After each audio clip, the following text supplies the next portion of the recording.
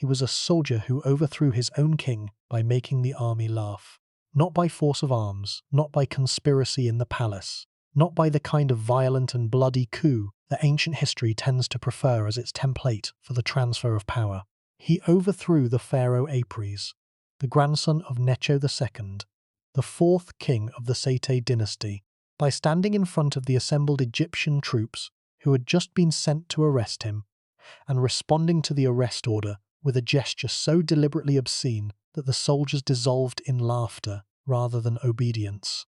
He then mounted his horse, rode at the head of the army back to the capital, and made himself Pharaoh. The gesture, preserved in the account of Herodotus, who appears to have genuinely enjoyed telling it, is not repeatable in polite company.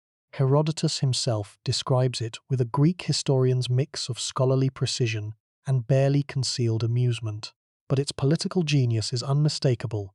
In a single act, Amasis transformed himself from the man being arrested to the man leading the army. He made the confrontation with power into a comedy. And comedy, in the ancient world as in the modern, has always been a more powerful solvent of authority than violence. This is the man who would become Amasis II.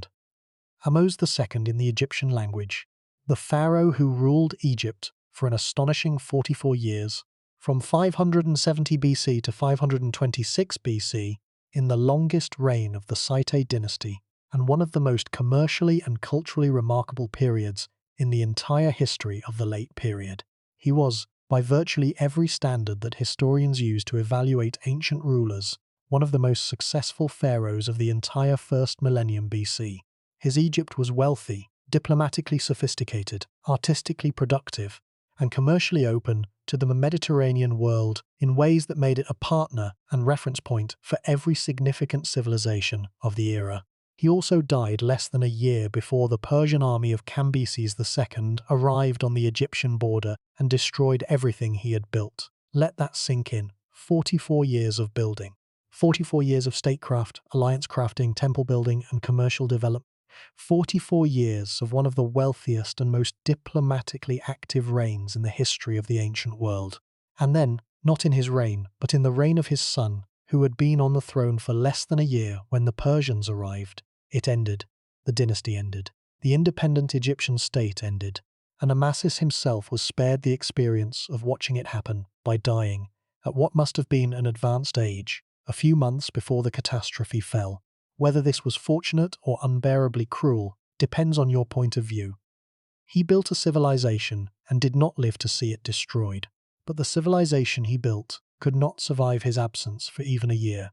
The question of why, of what structural vulnerabilities his extraordinary reign had papered over, of what the 44 years of Amasis's Egypt concealed about the fragility beneath the surface, is one of the central puzzles of the Psamtik period, and one of the questions this account is built to answer. By the end of tonight, you are going to understand not just who Amasis was, but what his story reveals about the specific conditions under which civilizations managed to be simultaneously magnificent and doomed, prosperous and fragile, culturally brilliant and strategically overextended, beloved by their own people and unable, in the end, to resist the particular pressure that history had been building toward for their entire existence. The world that Amasis entered when he seized power in 570 BC was a world in the middle of the fastest civilizational transformation the ancient Mediterranean had ever experienced.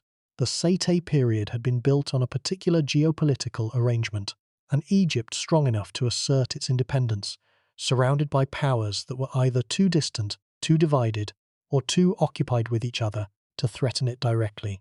Psamtik I had exploited the collapse of Assyrian dominance to restore Egyptian sovereignty.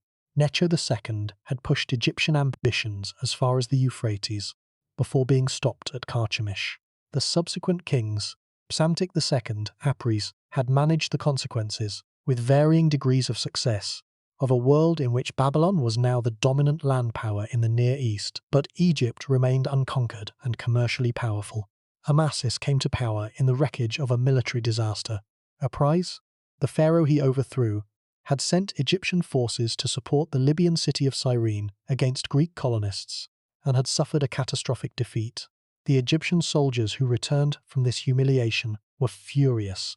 When Apries sent Amasis, an experienced military commander, known and trusted by the troops, to manage the soldiers' discontent, what Apries got instead was the most consequential act of insubordination in the history of the dynasty. Before we get started, if you find these stories as fascinating as we do, take a second to like the video or subscribe. It is a simple action, but it helps this channel reach more curious minds like yours. Now, let's begin. The story of Amasis is the story of the last great pharaoh of the last native Egyptian dynasty. It is the story of a man who rose from military obscurity to the pinnacle of one of the oldest civilizations on Earth, and who built during his 44 years something so polished and so prosperous and so apparently permanent that almost no one who lived through it seems to have understood that it was also, from the moment of its founding, racing toward the most complete civilizational rupture in 3,000 years of Egyptian history. To understand Amasis, you need to understand the dynasty he inherited, and to understand that dynasty, you need to understand how unusual it was, even within the long, turbulent context of Egyptian political history. The 26th dynasty, the Site dynasty, founded by Psamtik I in 664 BC, was not simply a new ruling family. It was the successful conclusion of one of the more extraordinary political projects in the ancient world, the restoration of genuine Egyptian sovereignty after nearly a century of Assyrian occupation and political fragmentation. Psamtik I had taken a country divided among local rulers subordinate to a foreign empire, and, through patience, strategic intelligence, and a combination of Greek mercenaries and priestly alliances, transformed it into a unified, independent state. His successors, Necho II, Psamtik II, and Apries, had maintained this state with varying degrees of success and varying degrees of the ambition that had characterized the dynasty's founding. What all four of Amasis's predecessors shared was the specific challenge of governing an Egypt that was simultaneously ancient. 3,000 years of unbroken pharaonic tradition, carrying the full weight of civilizational memory and religious obligation, and genuinely new. A state that had recently been restored from disruption, that was operating in a Mediterranean world, undergoing rapid transformation, and that depended for its commercial and military effectiveness on relationships with Greek and Phoenician populations that the traditional Egyptian theological framework had to accommodate without being fully comfortable with. The tension between these two orientations, the ancient and the cosmopolitan, the pharaonic and the Mediterranean, was present in the Site period from its very beginning. Psamtik had settled Greek mercenaries in the Delta and expanded Naucratis as a Greek trading emporium, while simultaneously sponsoring the archaizing cultural program that connected the dynasty's legitimacy to the oldest available Egyptian traditions. The combination was genuinely remarkable in its stability. Most civilizations under similar pressure tend to collapse toward one pole or the other, either abandoning their traditional identity in favor of cosmopolitan flexibility or retreating into cultural rigidity that makes effective engagement with the outside world impossible. The Site pharaohs maintained the balance for more than a century. Amasis was the last of them, and the one who pushed the balance furthest in the direction of cosmopolitan openness. His reign was the Site period's fullest expression of what happened when an ancient civilization engaged with maximum enthusiasm and maximum intelligence with the commercial and cultural energies of the wider Mediterranean world. What the result looked like, how it functioned, and why it ultimately could not save the dynasty. These are the questions that this section begins to answer. But first, the dynasty's immediate context before Amasis, because the specific circumstances of his accession shaped everything that followed. Apries, the pharaoh whom Amasis overthrew, had ruled Egypt for approximately 19 years, from 589 to 570 BC, and his reign had been marked by a combination of genuine cultural and commercial achievement, and a series of military adventures that ultimately destroyed his authority. He had been the pharaoh who, according to the Hebrew prophet Jeremiah's account, made at least a partial attempt to relieve Jerusalem during the Babylonian siege, an attempt that failed, and that was followed by Nebuchadnezzar's destruction of the city and the deportation of the Judean population to Babylon. He had intervened in Phoenicia. He had sent an expedition against Cyprus. And then, in the military disaster against Cyrene that triggered the army revolt and ultimately his own overthrow, he had demonstrated that Egyptian military power could not be projected effectively against the increasingly capable Greek colonial forces that were reshaping the military landscape of the Eastern Mediterranean. The scale of the Cyrene disaster is difficult to assess precisely from the surviving evidence, but Herodotus' account makes clear that it was both militarily significant and politically catastrophic. Egyptian soldiers who had survived the campaign returned home angry, humiliated, and convinced that Apries had sent them into a campaign he knew they could not win because he wanted to weaken the Egyptian component of the army by depleting it against superior Greek opposition, thereby increasing his own dependence on his Greek mercenary units and thus his own security against Egyptian military rebellion. Whether this charge was true, plausible, or simply a rationalization that angry soldiers found convincing is impossible to determine. What is clear is that the charge was believed, and that it was explosive enough to transform military discontent into a palace revolution. Amasis entered this situation as Apries' representative.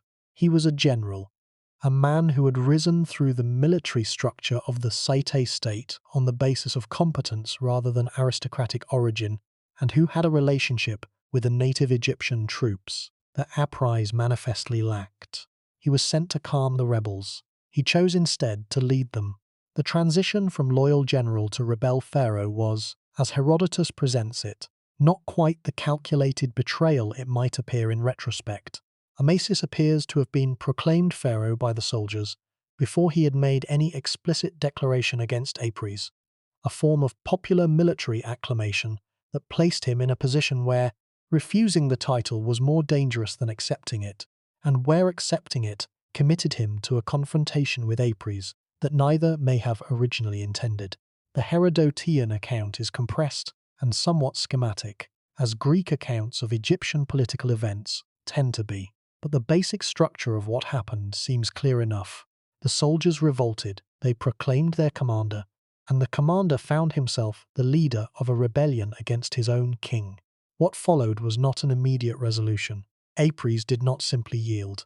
He had his own forces, including the Greek and Carian mercenary units that had been the military backbone of the Site dynasty from its very beginning, the professional soldiers whose loyalty was to whoever paid them rather than to any specifically Egyptian political cause. The confrontation between Apries and Amasis was therefore not a confrontation between the old order and a new force. It was a confrontation within the Sate military establishment, between the native Egyptian component and the foreign mercenary component, mediated by competing claims to pharaonic legitimacy. The battle that eventually decided the outcome, fought at a site called Memphis in the Delta around 570 BC, resulted in the defeat of Apries, his capture, and his eventual death. Herodotus records two different accounts of how Apries died, one in which Amasis had him strangled, and one in which the Egyptian people themselves killed Apries after Amasis handed him over to them. Herodotus's preferred version, based on his own observation of Apries' burial, which he reports seeing in the royal tombs at Sais, is that Amasis gave Apries a proper burial in the royal tombs, consistent with Egyptian royal funerary practice, which implies at minimum that Amasis took seriously the obligation to maintain the dignity of the royal institution even in the aftermath of a violent transfer of power. This is consistent with the general character of Amasis that the evidence describes. Pragmatic, politically intelligent, and careful about the symbolic dimensions of the office he now held, because the office of pharaoh was never simply a political position. It was a theological one, and the specific demands of pharaonic theology on a man who had come to power through a military revolt were considerable. Amasis was not born to the role. He was not the son or brother of a pharaoh. He came from, as far as the surviving evidence indicates, a military family of non-royal origin, a background that was not without precedent in Egyptian history, but that required a specific and sustained program of legitimation if the throne was to be secured for the long term. His response to this challenge was one of the most sophisticated acts of political theatre in the history of the ancient world, when the traditional Egyptian elite, the priests, the aristocrats, the men whose families had maintained their positions through the Third Intermediate Period and into the Seti Restoration, expressed their skepticism about an upstart soldier on the throne, Amasis responded not with threats or intimidation, but with a story. He told a story about a golden footbath, a footbath that the guests at a banquet had dipped their feet in and used for the basest purposes, a footbath that Amasis had melted down and recast into a statue of a god, a statue that the same people who had previously used the footbath now revered and worshipped with full religious devotion. The message was explicit. Just as a golden footbath, once transformed, became an object of reverence, so Amasis himself, a man of common origin, had been transformed by the power of the gods and the acclamation of Egypt into something that deserved the same reverence as any pharaoh born to the role. The story addressed the legitimacy problem directly, converted it from a political vulnerability into a theological demonstration, and placed the burden of doubt on those who had originally expressed it. It was, in its way, as politically brilliant as the obscene gesture that had won him the army. Both moments reveal the same quality: a mind that operated in the space where psychology and politics overlap, that understood the power of the unexpected gesture over the expected confrontation, and that could transform a moment of vulnerability into a moment of strength. The scholar John Ray, who has written some of the most accessible and penetrating accounts of the late period available in English, noted that Amasis is one of the few ancient rulers whose personal intelligence is directly visible in the surviving evidence, not inferred from his policies or his buildings, but directly illustrated by the specific anecdotes that sources like Herodotus preserve.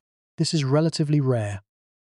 Most ancient rulers are known through their official inscriptions, which speak in the formal language of divine mandate rather than the idiom of personal character.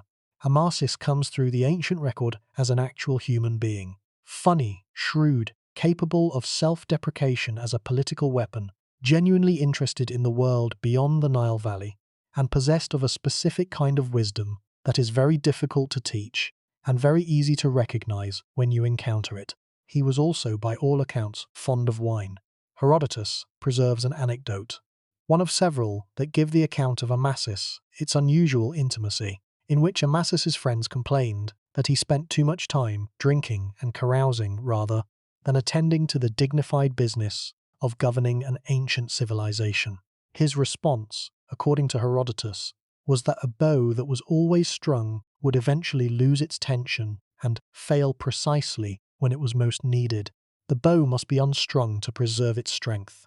The anecdote is probably too neat, the kind of polished aphorism that attaches itself to clever rulers after the fact, but its preservation tells us something about how Amasis was remembered as a man of genuine wit and genuine humanity, rather than the remote divine figure that official pharaonic ideology required. His official ideology was, of course, maintained. The temples he built, the inscriptions he left, the religious duties he performed, all of these followed the conventional forms of pharaonic self-presentation with the full weight of 3,000 years of tradition behind them. But the personal character that leaked through the conventional forms, preserved in the Greek accounts that had no particular investment in maintaining the official image, is unusual enough and consistent enough to be taken seriously as a reflection of the actual man. This man ruled Egypt for 44 years. He built more temples than any pharaoh of the dynasty, except Psamtik I. He cultivated the most extensive diplomatic network in the ancient Mediterranean. He presided over the most commercially active period of the late period. He navigated a geopolitical landscape of extraordinary complexity, managing Babylon, managing Lydia, managing the Greek city-states, managing Persia as it rose from a regional power to a world-conquering empire, with a skill that deserves far more recognition than it has received. And he died in 526 BC, having never in 44 years of rule faced a military threat to Egypt that he could not manage. The threat that would ultimately destroy the dynasty arrived 11 months after his death.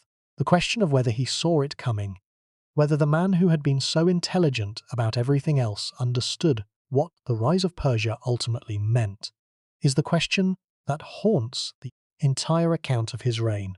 To understand the geopolitical landscape within which Amasis operated, you need to understand the astonishing speed with which the Persian Empire rose from regional kingdom to world power in the first half of the 6th century BC. Because this rise is the defining external fact of Amasis's reign, the force that was building toward catastrophe throughout his 44 years, regardless of how skillfully he managed everything else. Persia, in the early 6th century BC, was a minor kingdom in the territory of modern Iran, subordinate to the Median Empire that had been one of the powers that destroyed Assyria in the previous century. Cyrus II, Cyrus the Great as he would be remembered, became king of Persia around 559 BC, at approximately the midpoint of Amasis's reign. Within 2 decades, he had conquered the Median Empire, absorbed the Lydian kingdom, taken the Babylonian Empire without significant military resistance, and created the largest empire that the ancient world had ever seen, stretching from the Aegean coast of Anatolia to the borders of India.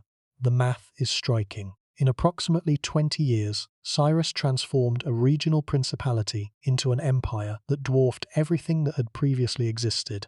The Assyrian Empire at its height had been enormous. The Babylonian Empire that replaced it had been substantial. The Lydian kingdom had been prosperous and significant. All of them were absorbed by Cyrus within a single generation, in a midst of conquests so rapid and so decisive that the ancient world had no adequate framework for understanding what was happening. Egypt watched this from the western edge of the transforming world. Amasis watched it, and the diplomatic record of his reign, imperfect, fragmentary, but coherent enough in its broad outlines to be reconstructed from the scattered references in Herodotus and the Babylonian and Greek sources, shows a pharaoh who understood the threat and responded to it with the same kind of alliance building and strategic positioning that had always been his most effective tool. The alliance with Croesus of Lydia was one of the most important foreign policy decisions of Amasis's reign. Croesus, the Lydian king whose name became synonymous with wealth in the ancient world, and whose proverbial richness reflects the genuine commercial prosperity of the Lydian kingdom, was, like Amasis, watching the rise of Persia with increasing alarm. The two rulers had common cause. Both were independent powers in the path of an expanding empire. Both had the resources to make resistance possible in theory, and both understood that the individual response to Persian power was not adequate, that whatever hope existed for maintaining independence lay in coalition.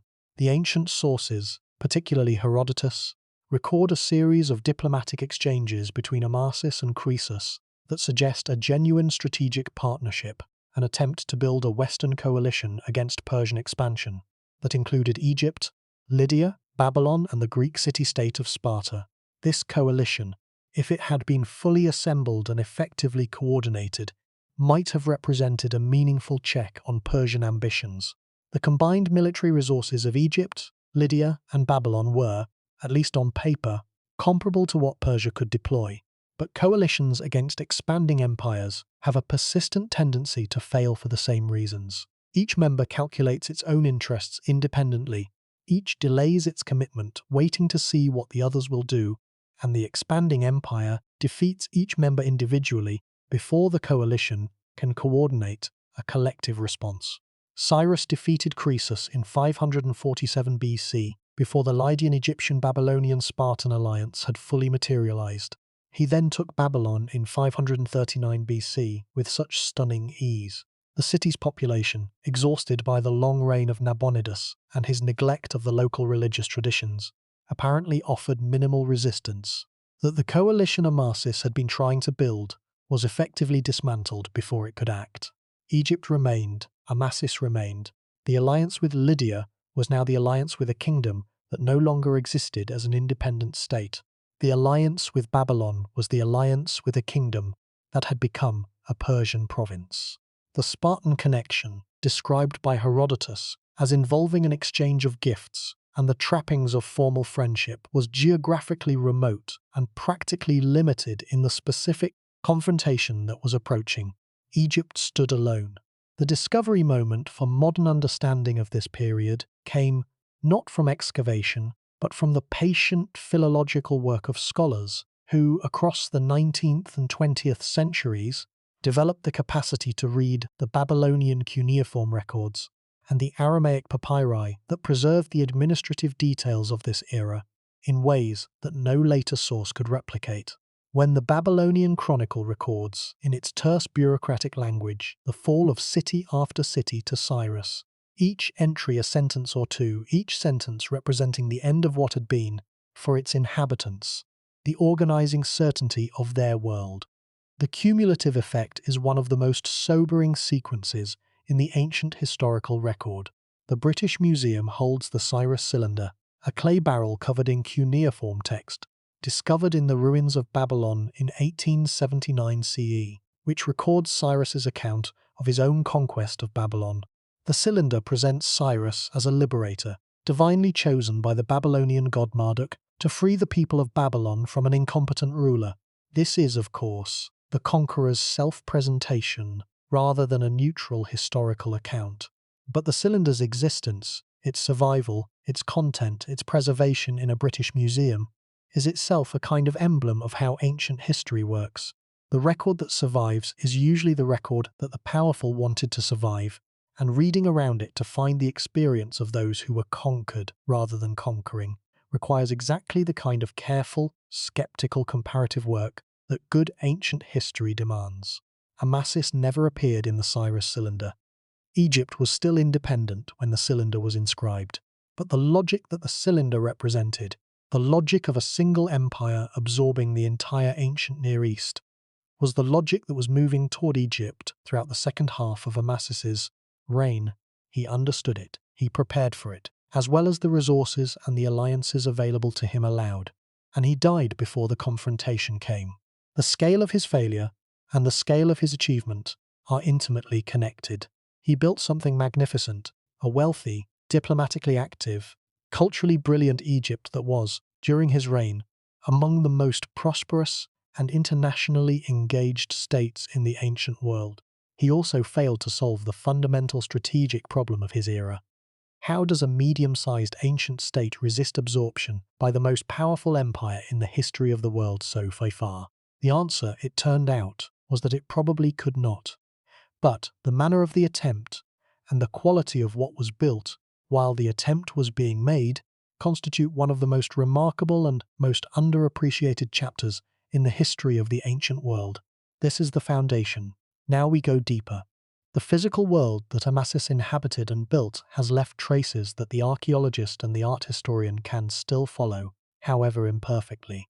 The delta sites that were the political center of his reign are largely inaccessible. Sais, the Site A capital, remains buried beneath the modern town of Sai el-Hagar, and the great temple of Neith, that was the dynasty's most important religious center, has essentially vanished. But in Upper Egypt, at the great temple complexes of Karnak and Luxor, and at the sites along the Nile that the pharaohs had been building and rebuilding for 3,000 years, Amasis left inscriptions and additions that archaeologists can study. The temple additions are modest by comparison with the great building programs of the New Kingdom. Amasis was not a pyramid builder or a colossal statue pharaoh. What he built was carefully crafted and deliberately located to assert his legitimacy within the ancient tradition. Gates, chapels, statues, inscriptions that placed him in the line of pharaonic continuity, stretching back to the founding of Egyptian civilization. The style is fully Sate, which means it is fully archaizing, meticulous, technically refined, reaching back to the Old Kingdom forms for its visual vocabulary, while executing them with the craftsmanship of a dynasty that had been systematically studying those ancient models for more than a century.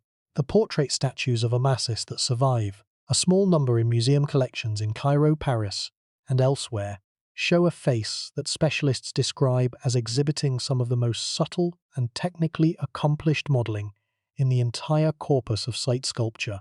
The human presence in these faces, whatever that quality is, that combination of precise anatomy and psychological specificity that makes a carved stone face feel inhabited rather than empty, is present in Amasis's portraits. in a way that has struck every serious student of Sate art who has encountered them. The British Egyptologist T.G.A. James, writing about late-period Egyptian art in the 20th century, noted that the Sate portrait tradition, as it reached its peak under Amasis, represented a synthesis of 3,000 years of Egyptian sculptural knowledge that has never been adequately recognized in popular accounts of Egyptian art history. The popular account tends to peak at the New Kingdom and then decline. The specialist account recognizes that the Sate period represents something different, not a declining imitation of earlier greatness, but a mature, fully aware culmination of a tradition that knew exactly what it was doing and why. Amasis built this tradition's finest chapter. He built it while simultaneously managing the most complex geopolitical situation any pharaoh of the dynasty had faced. He built it while the empire that would eventually consume his dynasty was expanding across the ancient world with a speed and a comprehensiveness that left no room for the kind of patient resistance that his great-great-grandfather Psamtik I had used against Assyrian dominance.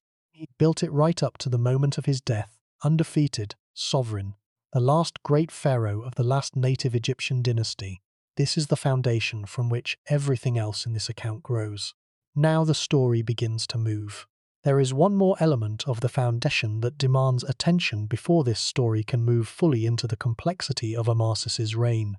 The question of the Greek connection, because it shaped everything Amasis did in ways that have no real parallel in the earlier Sate period. The Greek world in the mid-6th century BC was undergoing the transformation that scholars call the Archaic period, the era of rapid cultural, political, and intellectual development that was producing the city-states, the philosophical schools, the dramatic and lyric poetry, and the visual art traditions that would eventually become the foundational elements of Western civilization as the Roman and medieval and Renaissance traditions understood it. The Greek city-states of the Aegean and the Anatolian coast, Miletus, Ephesus, Samos, Corinth, Athens, Sparta, and dozens of others, were simultaneously competing with each other, trading across the entire Mediterranean basin, establishing colonies from the Black Sea to the Iberian Peninsula, and developing the cultural and intellectual frameworks that would shape everything that came after. Amasis had a genuine fascination with this world. The evidence for his personal engagement with Greek culture goes beyond the diplomatic and commercial connections that his predecessors had maintained. Herodotus records specific gifts from Amasis to Greek sanctuaries, offerings to the Temple of Athena at Cyrene, to the sanctuary at Lindos on Rhodes, to Delphi itself, the most sacred of all Greek oracular shrines, the religious center of the entire Greek world. These are not routine diplomatic gifts. They are the actions of a ruler who understood the religious and cultural significance of the Greek institutions he was engaging with, and who valued the connection enough to invest in it with objects that went beyond the transactional. Amasis also contracted a personal alliance with Polycrates of Samos, the tyrant of the Aegean island of Samos, who became, in the mid-6th century BC, one of the most powerful naval forces in the eastern Mediterranean. The friendship between Amasis and Polycrates is described by Herodotus as genuinely personal, the kind of relationship between rulers that transcended the purely strategic and reflected a shared appreciation of power, pleasure, and the good things that wealth makes possible. Herodotus even records that Amasis became troubled by the unbroken prosperity of his friendship with Polycrates, fearing that such uninterrupted good fortune was bound to attract divine retribution. He reportedly wrote to Polycrates advising him to deliberately throw away something he valued dearly, to appease the gods by voluntary sacrifice before fate extracted an involuntary one. Polycrates threw an emerald ring into the sea. It was recovered from the belly of a fish and returned to him 3 days later. Even the sea would not take it. Amasis, receiving the news, ended the friendship, recognizing, as Herodotus frames it, that a man so favored by fortune was marked for a catastrophic fall that Amasis did not want to share. Polycrates was eventually captured and killed by the Persian governor of Sardis, and Egypt continued, for the remaining years of Amasis's reign, to navigate the Persian world with the same careful intelligence. Whether the story is true in its details, Whether the ring was thrown, whether it came back, whether Amasis's letter was as he described it, is less important than what its preservation tells us.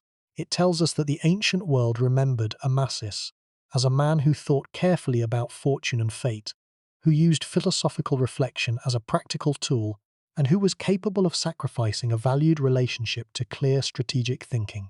These are not the qualities of a ruler managing decline. They are the qualities of a pharaoh fully in command of himself and his world, for as long as that world lasted. There is a paradox at the heart of Amasis's reign that the surviving evidence makes impossible to ignore, and it is a paradox that runs much deeper than the simple irony of dying before the catastrophe arrived. The paradox is this: every major policy decision that Amasis made to strengthen Egypt against the Persian threat also, in ways that were not visible in the short term, weakened the specific foundations that would have been necessary to resist it.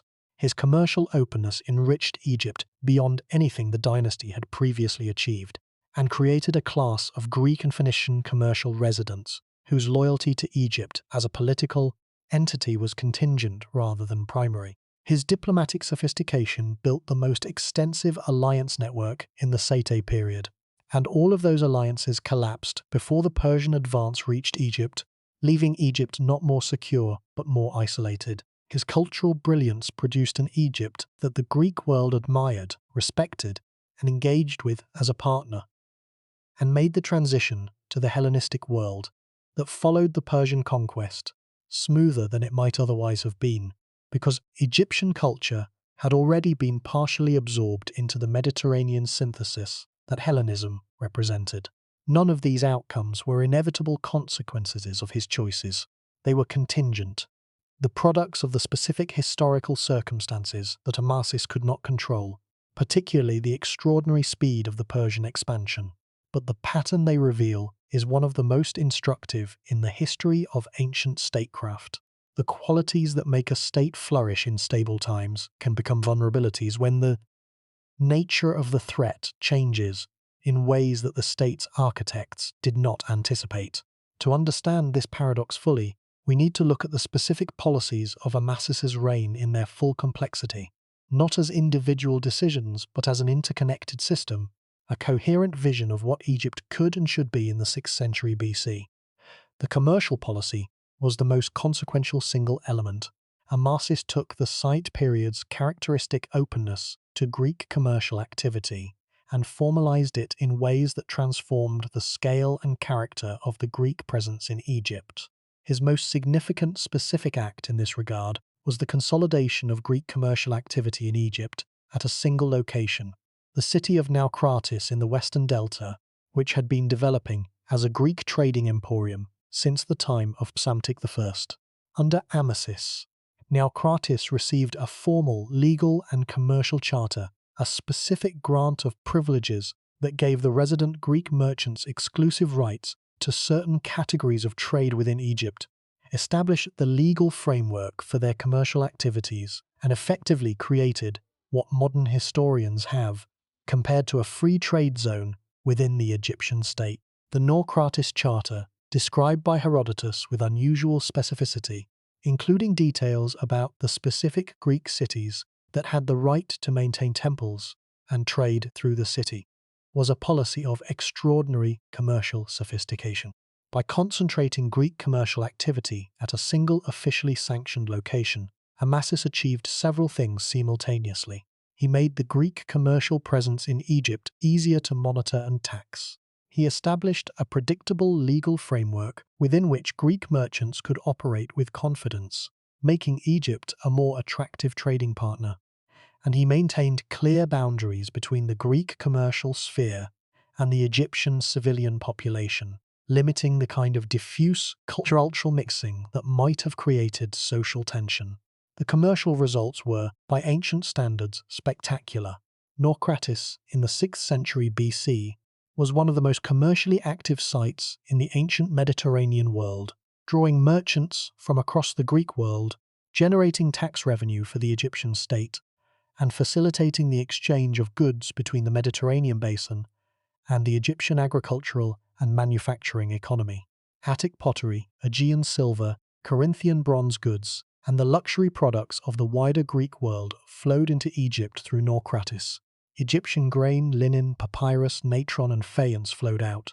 The balance of this trade, to the extent that it can be reconstructed from the archaeological evidence, favored Egypt in the sense that the surplus agricultural production of the Nile Valley was a strategic resource that the Mediterranean world needed, while the luxury goods flowing in were important to the Egyptian court and the commercial elite, but not essential to the Egyptian state's basic functioning. Herodotus, who visited Naucratis and spoke with people who had lived through this period, describes an Egypt of remarkable prosperity under Amasis. His account is not simply a diplomatic compliment to a powerful ruler. He attributes specific statistics to this prosperity. Egypt under Amasis had, he claims, more cities than at any other time and flourished more greatly than ever before, with the annual revenue from the country's economic activity reaching enormous levels. The specific figures Herodotus gives are certainly exaggerated. Ancient statistical claims of this kind are always suspect, but the direction they point is confirmed by the archaeological and textual evidence from multiple sources. Amasis's Egypt was genuinely and substantially prosperous. But here's the problem. The prosperity was real, and it was built on a specific structural foundation: the integration of Egypt into the commercial networks of the broader ancient Mediterranean world. The network worked as long as the political conditions that made commercial exchange possible and safe remained stable. The Persian conquest of Lydia in 547 BC disrupted one major node of the network. The Persian conquest of Babylon in 539 BC disrupted another. The progressive Persian absorption of the Greek cities of the Anatolian coast, cities that had been major trading partners of Naucratis and major suppliers of the skilled craftsmen and merchants who made the Site commercial economy function, disrupted a third. Each disruption reduced the commercial network's connectivity.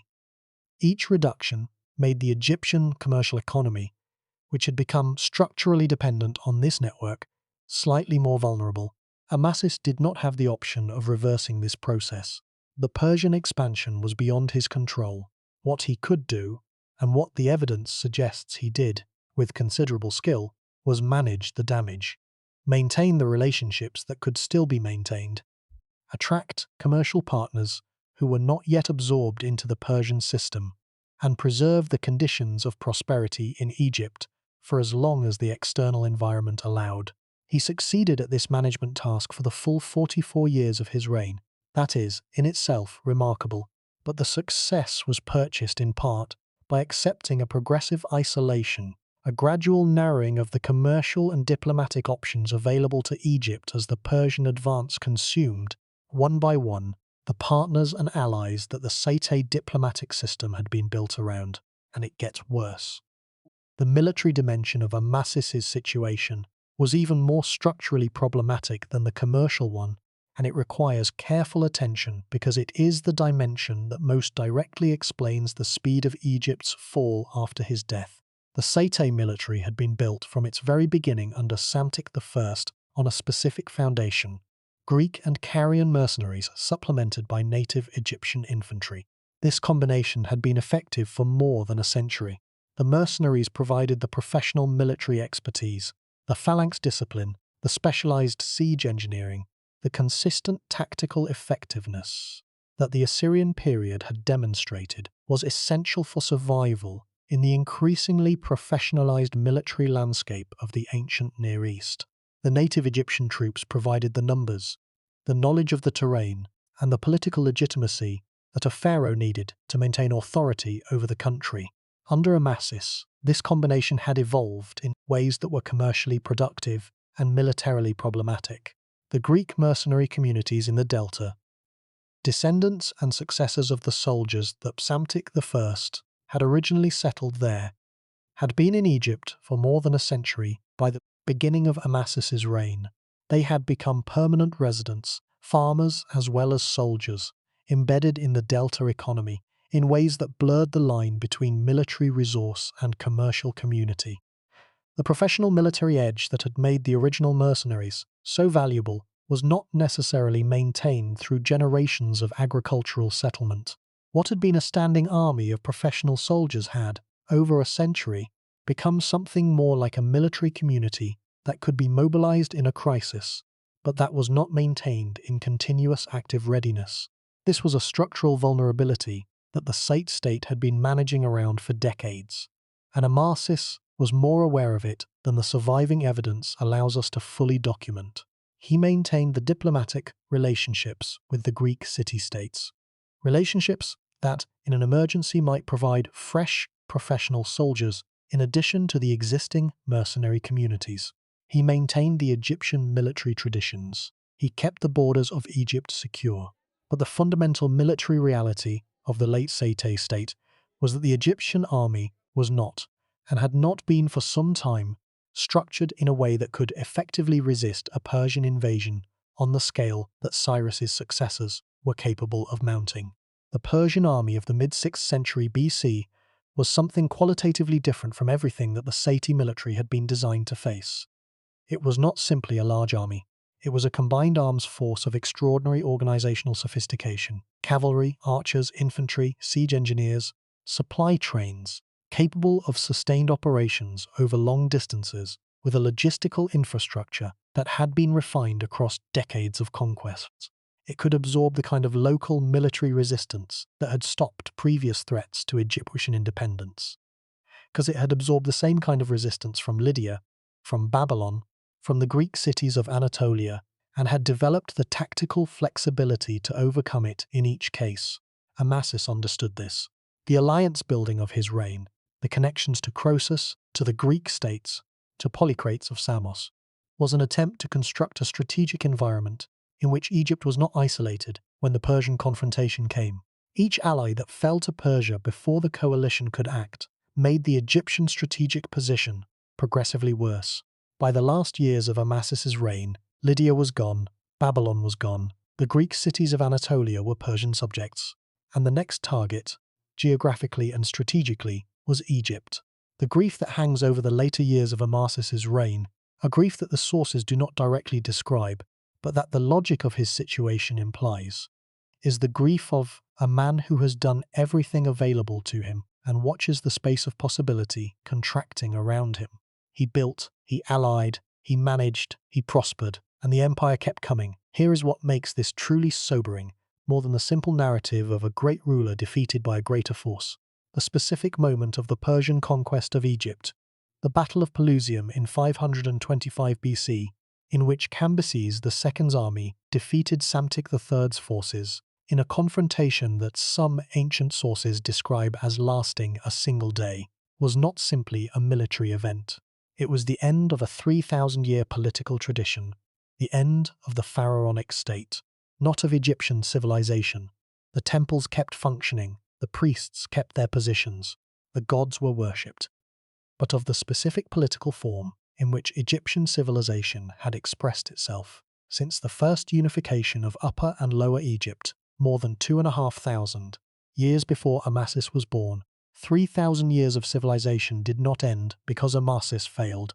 It ended because the Persian Empire was the most powerful military force the ancient world had yet produced, operating at a scale and a speed that no single ancient state could effectively resist, and because history does not guarantee that what has survived 3,000 years of previous challenges will survive the specific challenge of any given moment.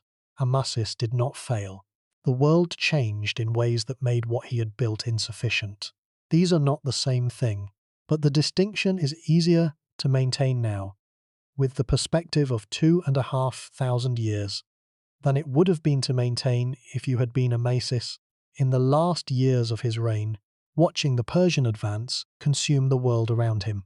To sit with this reality, to hold it properly, rather than abstracting it into strategic analysis, requires thinking about what the late years of Amasis's reign actually felt like from the inside. Egypt under Amasis was, by all the measures that matter to people living in a civilization, rather than studying it from the outside, a good place to be. The temples were functioning. The Nile was flooding and receding, and leaving its dark, productive soil on schedule. The administrative system was intact. The tax records were being kept. the legal disputes were being resolved, the granaries were full. The temples at Karnak and Luxor were receiving their offerings. The priests were performing their rituals. The gods were being honored by the theological measure that mattered most to the people of Egypt, the maintenance of Ma'at, the divine order that the pharaoh was obligated to sustain. Egypt under Amasis was doing exactly what Egypt was supposed to do. At Naucratis in the delta, Greek merchants were unloading silver from Aegean ships and loading Egyptian grain for the return voyage. Their children were growing up speaking a mixture of Greek and Egyptian, performing Greek religious rituals at the temples the Sete state had formally licensed, and in some cases marrying into Egyptian families in the slow, generational process of cultural mixing that produced the complex social landscape that the Ptolemaic period would later inherit.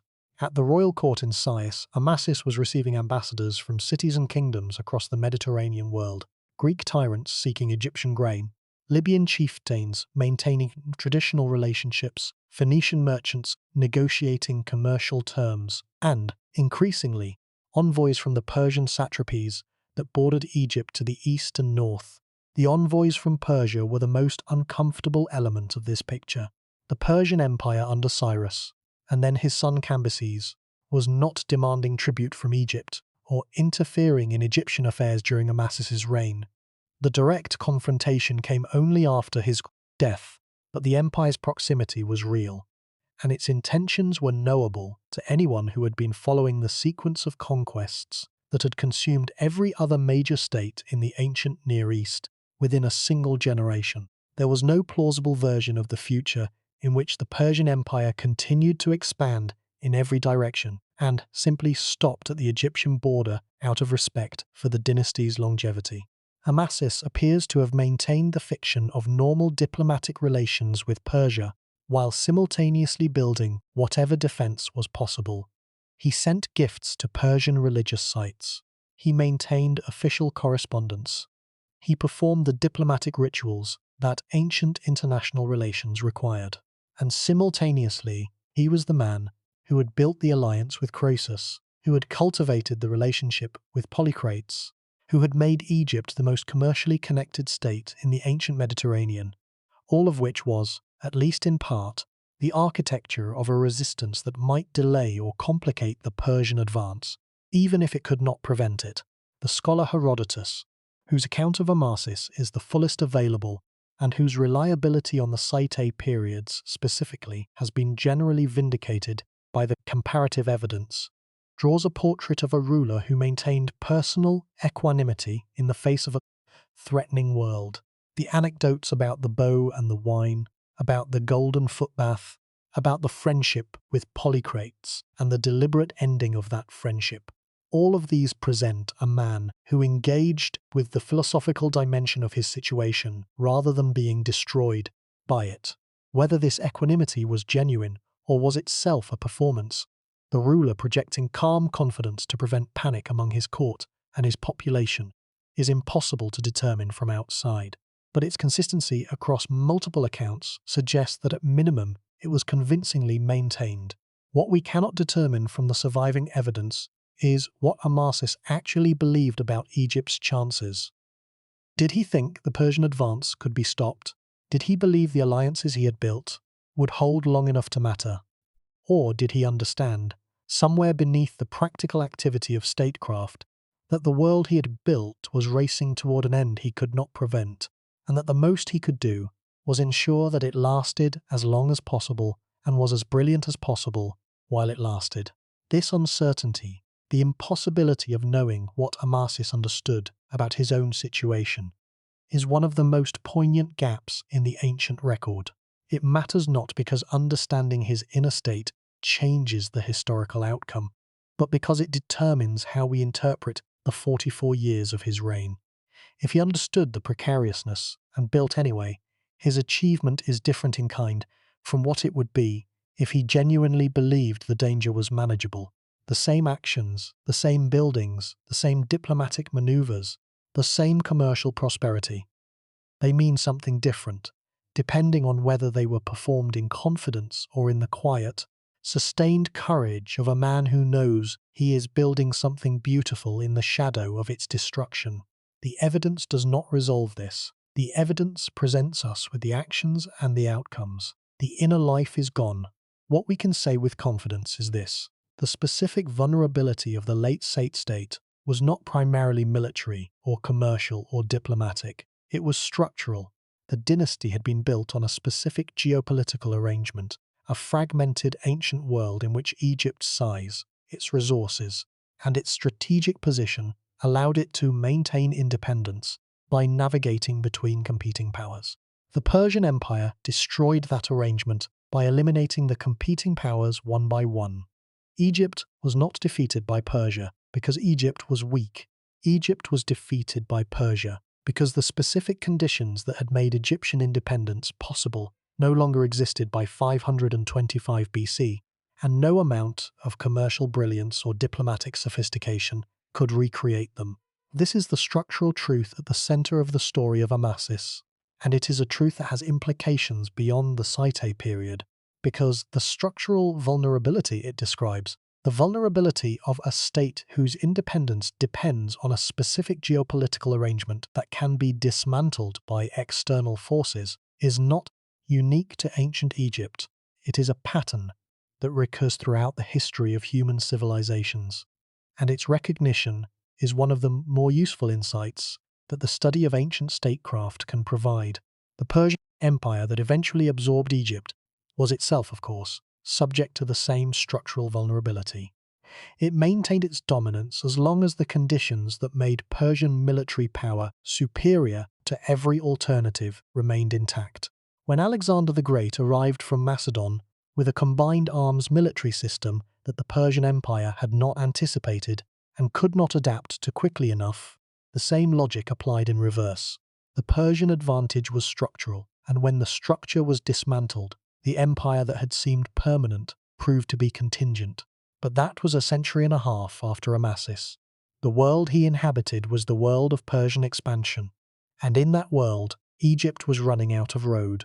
The specific moment that most clearly illustrates the convergence of brilliance and doom in Amasis's reign is the episode that Herodotus records concerning the Egyptian alliance with Cyprus. Amasis cultivated a relationship with the kingdoms of Cyprus, the island kingdoms that represented the last independent territory between Egypt and the Persian advance through the Levant. He sent offerings to Cypriot sanctuaries. He negotiated commercial and diplomatic connections. He appears to have worked to maintain Cyprus as a buffer zone and a source of potential naval and military support. When Cambyses eventually moved against Egypt, the Cypriot kingdoms submitted to Persia and sent ships to join the Persian fleet rather than to Egypt's defense. The defection of Cyprus, a relationship that Amasis had invested significant diplomatic resources in maintaining, was not simply a strategic setback. It was a demonstration of the fundamental instability of the alliance system on which the late Sate strategy depended. Every ally that Amasis had cultivated ultimately calculated that Persian power was more durable than Egyptian and chose accordingly.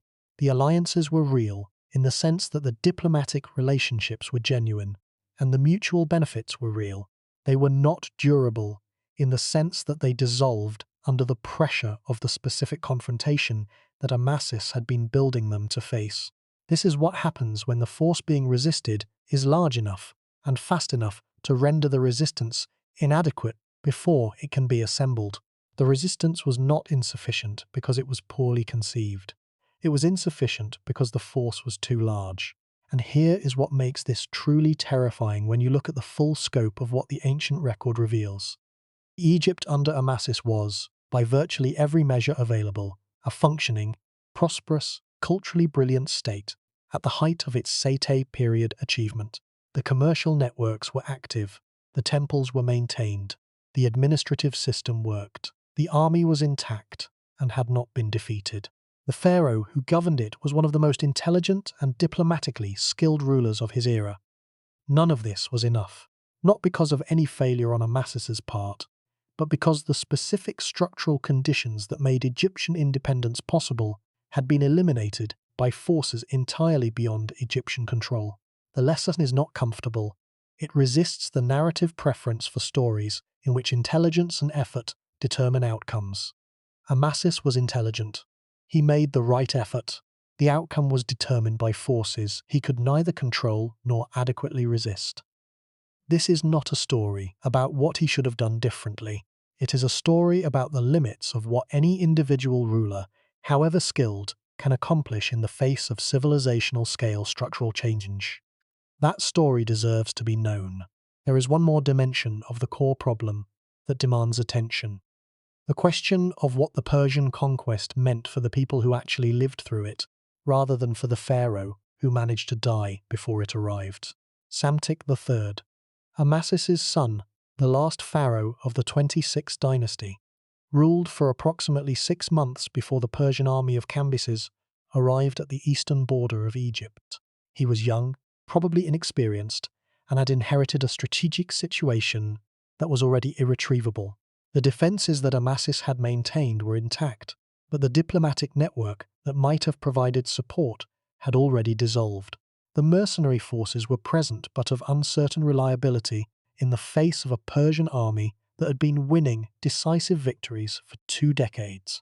The Battle of Pelusium, fought at the northeastern corner of the Delta in 525 BC, decided the fate of Egypt in a single engagement.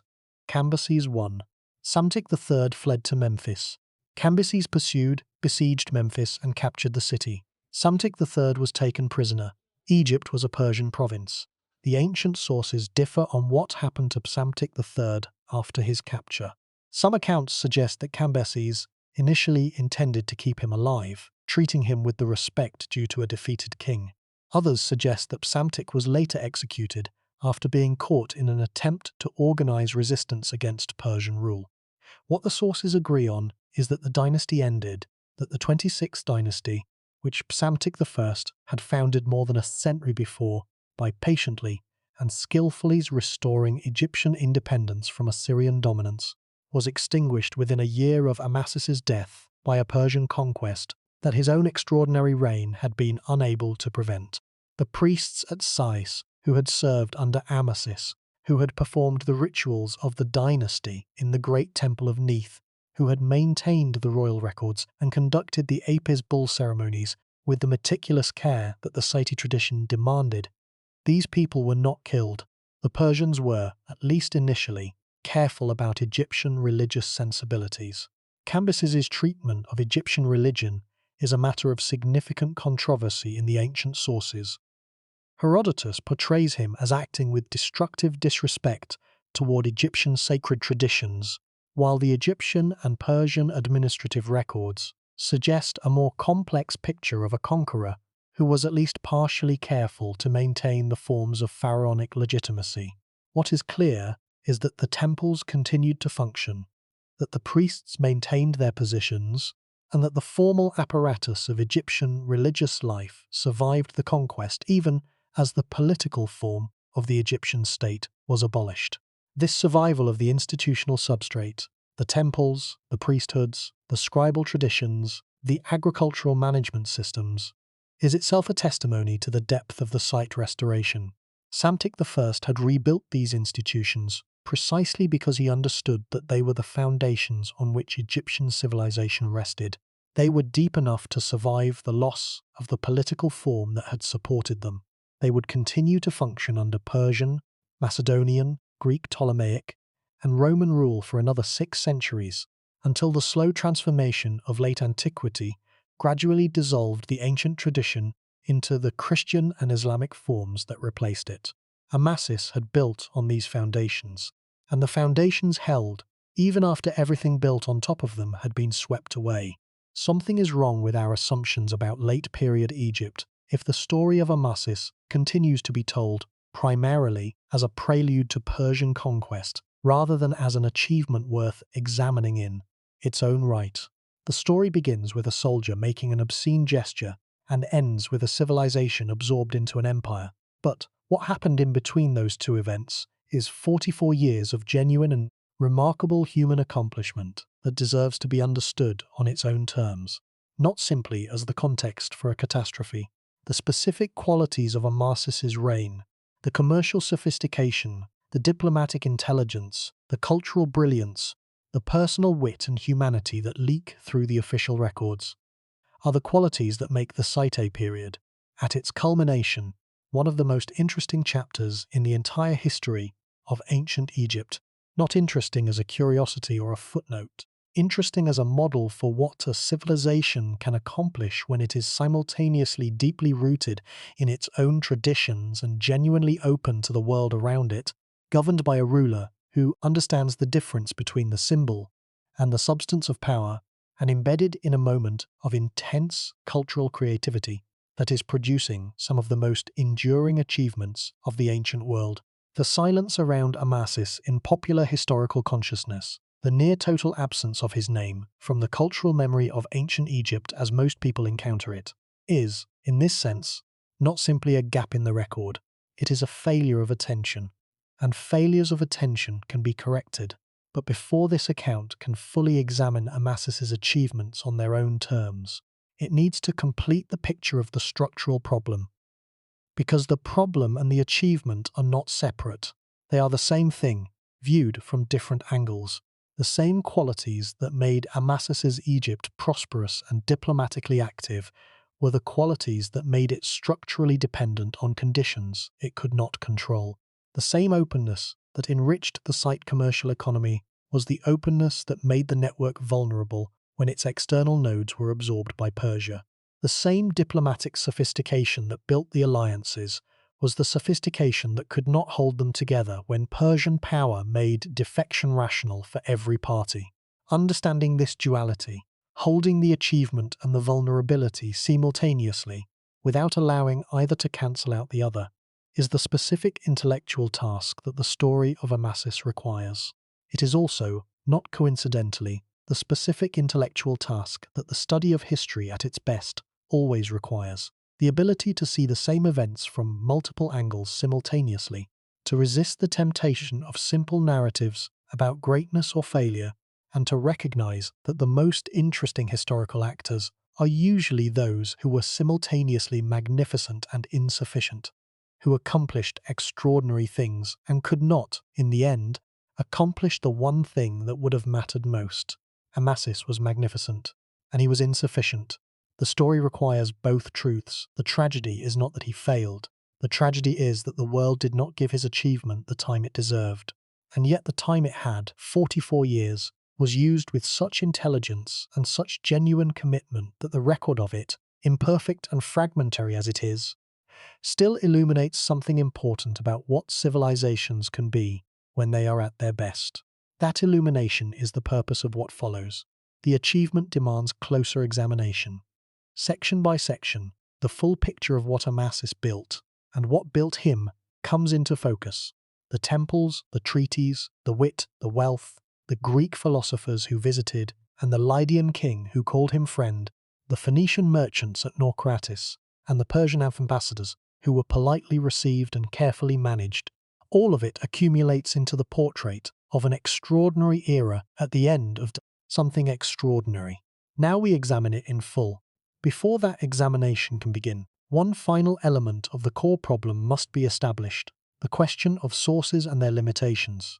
The primary ancient source for Amasis is Herodotus, and while Herodotus is an invaluable witness, he is writing more than 50 years after Amasis's death, drawing on oral traditions and the accounts of Egyptian priests and merchants that he encountered during his visit to Egypt in the 5th century BC.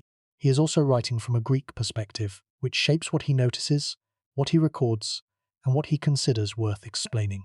The specifically Egyptian dimensions of Amasis's reign, the temple construction, the administrative records, the religious obligations tend to appear in Herodotus as context for the more diplomatically and commercially engaged activities that a Greek audience would find most interesting. The Egyptian sources that would provide direct evidence for the administrative reality of Amasis's reign, the papyri, the temple records, the Apis bull stelae, the legal documents, survive only fragmentarily. The great corpus of demotic papyri from the Site period is valuable, but incomplete. The archaeological evidence is concentrated in Upper Egypt, where the temple additions of the Site period are most visible, rather than in the Delta, where the political and commercial center of the dynasty was located. Say, the capital, the site of the royal tombs, the location of the great temple of Ni, is gone, buried under Sail Hagar, potentially holding everything, and possibly holding nothing that has survived the 2.5 millennia of delta agriculture that has sat on top of it. This evidential situation means that the account of Amasis is necessarily partial. It is built from Herodotus's testimony, supplemented by comparative evidence from Greek, Babylonian, and Persian sources, enriched by the material evidence from the surviving archaeological sites, and filled in, where necessary, by careful inference from the patterns of the period. It is as complete as the evidence allows, and it is more complete, more illuminating, more historically significant than the near-total silence around Amasis in popular history would suggest is possible. Chapter 1. The Accession and its Aftermath. The morning after Amasis defeated Apries at the Battle of Memphis in approximately 570 BC, he faced a problem that most accounts of his accession skip past in their eagerness to get to the 44 years of prosperity that followed. The problem was legitimacy. He was not the son of a pharaoh. He was not the nephew, the cousin, or the brother of a pharaoh. He was a soldier who had ridden at the head of a rebellious army, and whose claim to the throne rested entirely on the fact that the army had proclaimed him, and the army had won, by the standards of the pharaonic tradition. A tradition that derived its theological authority from the assertion of unbroken dynastic continuity stretching back to the founding of Egyptian civilization. This was the most fragile possible basis for royal legitimacy. His response to this problem was both politically astute and genuinely intelligent in a broader sense. He reframed it. He did not attempt to construct a genealogical fiction claiming pharaonic descent. He did not pretend that the accession had been something other than what it was. Instead, he told the story of the golden footbath. He placed the transformation of a common object into a sacred one at the center of his self-presentation. He said, in effect, the gods choose their instruments, not the human conventions of inheritance. And Egypt, which had always understood divine choice as a real principle operating in human affairs rather than a metaphor, found this argument acceptable. It helped that his reign delivered on the implicit promise. A ruler who claims divine sanction must demonstrate it through the concrete results of his governance. If the Nile floods, the grain grows, the temples are maintained, the borders are secure, and the country prospers, these are evidence of divine favor in the Egyptian worldview. 44 years of such evidence is more than enough to settle any reasonable question about the nature of the divine choice. But in the early years of the reign, the legitimacy question was not merely theoretical. There were Sate loyalists who resented the overthrow of Apries. There were Greek mercenary communities whose loyalty had been to the previous ruler and who required careful management during the transition. There were regional power dynamics in the Delta, the complex web of local authority and aristocratic connection that the Sate state had been navigating for a century, that had to be managed in the aftermath of a military revolution. Amasis managed all of this. The specific mechanisms he used are not always visible in the fragmentary surviving evidence, but the outcomes are. Within a few years of his accession, the resistance had been absorbed, the transitions managed, and the state was functioning with the full efficiency that would characterize the next 4 decades. One specific mechanism that Herodotus describes is the deliberate cultivation of the Greek communities in Egypt. Amasis gave the Greeks at Naucratis the formal charter that established their commercial privileges and legal status. This was not simply a commercial policy decision, it was a signal to the Greek mercenary communities and to the wider Greek world from which Egypt recruited its most effective soldiers that the new pharaoh was a friend and patron of Greek interests within Egypt. The same act that consolidated the commercial framework of Naucratis also secured the loyalty of the communities on which the Sate military had always depended. Chapter 2. The Naucratis excavation in 1884. William Matthew Flinders Petrie stood at the edge of a trench at the site of Comgeef in the western delta and understood that he had found Naucratis. The Greek pottery accumulating at his feet was unmistakable. Ionian and Corinthian and Attic wares in quantities that confirmed a major commercial site. He had been looking for it, guided by the descriptions in Herodotus, and the physical evidence was everything the literary account had implied. Petrie excavated at Naucratis over several seasons, and the picture that emerged was of a city that was, at the peak of its activity in the 6th century BC, one of the most commercially active sites in the ancient Mediterranean world. The material evidence crossed centuries, from the initial establishment under the early Sate pharaohs to the full flowering of the city under Amasis's formal charter and beyond, into the Ptolemaic period when Naucratis remained significant, even as its commercial preeminence was eventually supplanted by the new city of Alexandria. The range of Greek cities represented in the pottery and the votive deposits was astonishing. Petrie found material from Miletus, Samos, Rhodes, Chios, Aegina, Corinth, and many other centres, evidence that Naucratis was drawing commercial participants from across the entire Greek world, not just from the Ionian cities of the Anatolian coast that were geographically closest to Egypt. This breadth of commercial participation was itself a consequence of Amasis's formal charter. By establishing a recognised legal and commercial framework, he had made Egypt accessible to Greek merchants who might otherwise have been deterred by the uncertainty of operating in a foreign legal environment without clear rules. The archaeologist E.A. Gardner, who worked at Naucratis in the years after Petrie's initial excavation, found at the site one of the most important inscriptions for understanding the commercial organization of the city. A Greek text recording the regulations of the Hellenion, the shared sanctuary maintained by the 9 Greek cities that Herodotus names as having formal commercial privileges at Naucratis.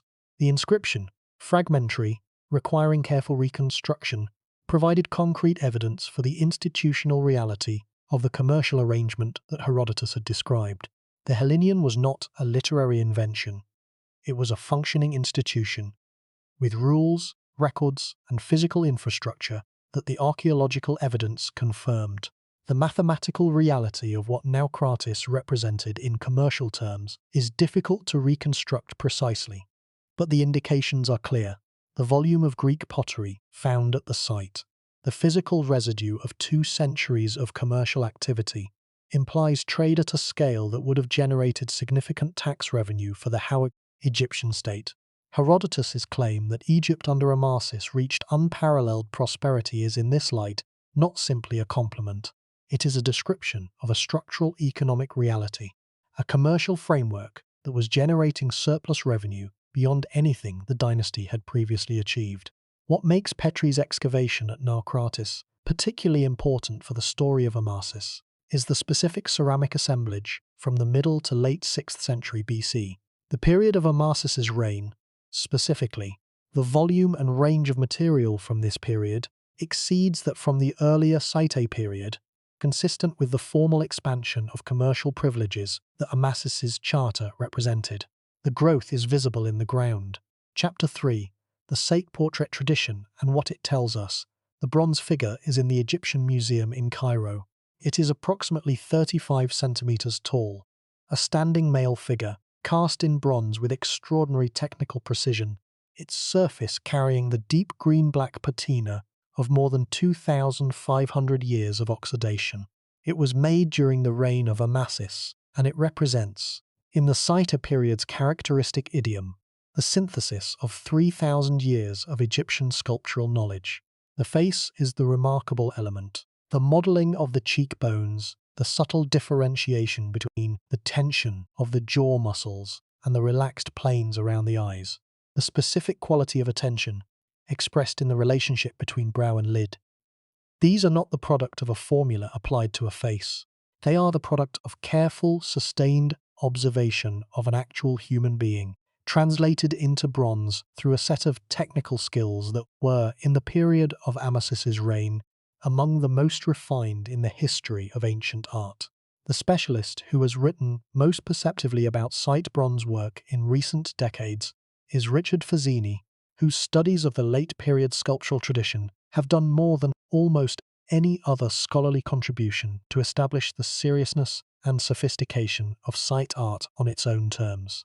Fazzini noted that the Site period's bronze tradition represents a specific moment in the history of Egyptian art when the full accumulation of 3,000 years of technical knowledge was applied with unusual precision to the production of relatively small-scale devotional objects, bronzes of gods, sacred animals, and dedicants, whose quality and quantity exceeded what any previous period had produced.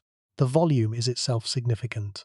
More bronze votives survive from the Site period than from any previous period of Egyptian history, a reflection both of the commercial prosperity that made bronze affordable and of the specific religious practices of the era, in which private dedications of votive objects at temple sanctuaries became a major form of individual religious expression. The temples under Amasis were receiving, in the form of bronze offerings, a continuous stream of human devotion that was simultaneously an act of personal piety and a statement about the civilization's confidence in its own future. The confidence expressed in these objects is palpable to anyone who has spent time with them. They are not the desperate offerings of a culture that knows it is ending.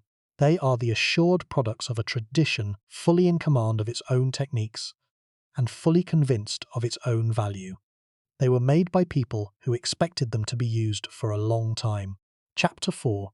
The Philosopher and the Pharaoh Solon of Athens, the great lawgiver, the man who is credited with the constitutional reforms that laid the foundations for Athenian democracy, the sage whose wisdom was celebrated across the Greek world, is reported by multiple ancient sources to have visited Egypt during his travels after completing his legislative work in Athens.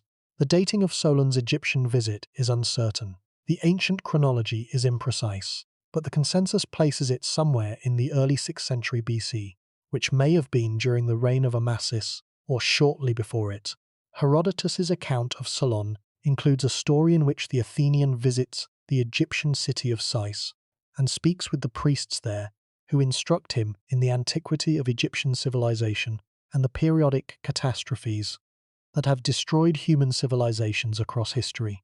The priests tell Solon that Athens is actually much older than the Greeks believe, that the Greeks lost the memory of their own ancient past in one of the periodic catastrophes that the priests' records, going back far before any Greek tradition, document in detail. It is a story about the relationship between memory and civilization, about the humbling recognition that the world is older and more layered than any single tradition can encompass. Whether this conversation is historical, whether Solon actually visited Sais and actually heard what the priests told him, is impossible to verify. The story was also told about other Greek sages, including Pythagoras and Hecataeus of Miletus, and the genre of wise Greek visits Egypt and learns humility was well established enough in ancient literary tradition to make any specific instance suspect. But the broader cultural reality that the story describes, the genuine and sustained engagement between the Greek intellectual world and the Egyptian priestly tradition during the Sate period, is well attested by multiple independent sources. The Egypt that Greek thinkers encountered when they visited during the Sate period was an Egypt that had been systematically organizing and presenting its knowledge to outside visitors for more than a century. The archaizing program that Psamtik I had initiated, the systematic study of the oldest available Egyptian texts and monuments, the conscious effort to preserve and transmit the deepest available traditions, had produced, by the time of Amasis's reign, a priestly class that was both deeply knowledgeable about its own tradition and practiced at explaining it to outsiders who had the intelligence and the patience to engage with it seriously. The specific knowledge transmitted through this encounter, mathematical, astronomical, medical, theological, is genuinely contested in the scholarly literature. The arguments about what the Greeks took from Egypt and what they developed independently, about the degree to which the Greek philosophical revolution of the 6th and 5th centuries BC drew on Egyptian intellectual traditions, versus developing in parallel with them, have been going on in one form or another since antiquity. What is not seriously contested is that the encounter happened, that it was sustained and substantial, and that it occurred primarily through the specific institutional framework that the Site pharaohs culminating in Amasis, had created. The numbers are striking. Over the century and a half of the Site period, dozens of named Greek thinkers are reported to have visited Egypt and to have engaged with Egyptian priestly knowledge. Thales, Solon, Pythagoras, Hecataeus, all are associated with Egyptian visits in the ancient sources. The cumulative engagement implied by these accounts, even allowing for the significant distortions of later hagiographic tradition, represents a sustained intellectual exchange of a kind that had no parallel in the earlier history of the ancient Mediterranean world. Amasis presided over the peak of this exchange.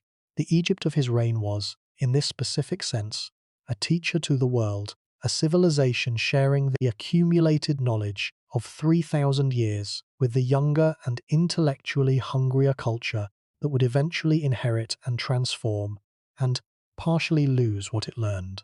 Chapter 5. The Apries Bull Records and Administrative Reality. The Apries Bull Stelae. Those records of the deaths and installations of the sacred bulls of Memphis that the preceding chapters of this series have identified as among the most chronologically reliable primary sources for the late period, provide, for the reign of Amasis, a series of precisely dated documents that anchor the chronology of the period with unusual confidence.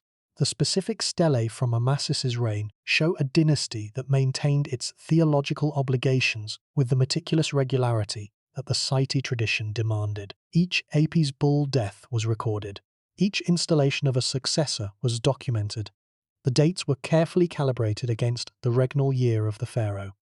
The inscriptions that accompanied these records were executed in the full, formal style of the dynasty, with the pharaoh's complete royal titulary and the appropriate theological language. What the stelae also reveal, read carefully and comparatively, is the administrative efficiency of the state under Amasis. The records are consistent across the entire reign. No gaps, no lapses, no evidence of the administrative disruption that typically accompanies periods of political instability or economic distress. The machinery of the state was running smoothly, right up to the end of the reign. The scholar who has done the most careful work on the Apries bull stelae from the Sate period is the French Egyptologist Georges Posner, whose publication of the relevant texts provided the foundation for the precise chronological reconstructions that subsequent scholars have built on. Posner's meticulous work with these documents, texts that most people would find numbingly repetitive and technically forbidding, produced the kind of foundation that good historical scholarship depends on, a secure chronological framework within which the more interpretive and narrative work can be done with confidence. When Posner examined the stelae from the final years of Amasis's reign, he found no diminishment in the quality or completeness of the records. The rituals were performed with full attention to detail right through the 44th year of the reign. There is no evidence in the administrative record of the creeping anxiety that the strategic situation of the late Sate period would seem to justify. Either Amasis was maintaining the administrative forms of the state with extraordinary discipline in the face of his awareness of what was coming, or the people who kept these records genuinely did not understand that their world was about to end. Both possibilities are haunting. Chapter 6. The Final Alliance and its Collapse. In the years between approximately 547 BC, when Cyrus defeated Croesus of Lydia, and 526 BC, when Amasis died, a specific and traceable decline occurred in the diplomatic architecture that Amasis had built to protect Egyptian independence. The Lydian alliance was the first to fall, not to defection or to failure of will, but to Persian military conquest.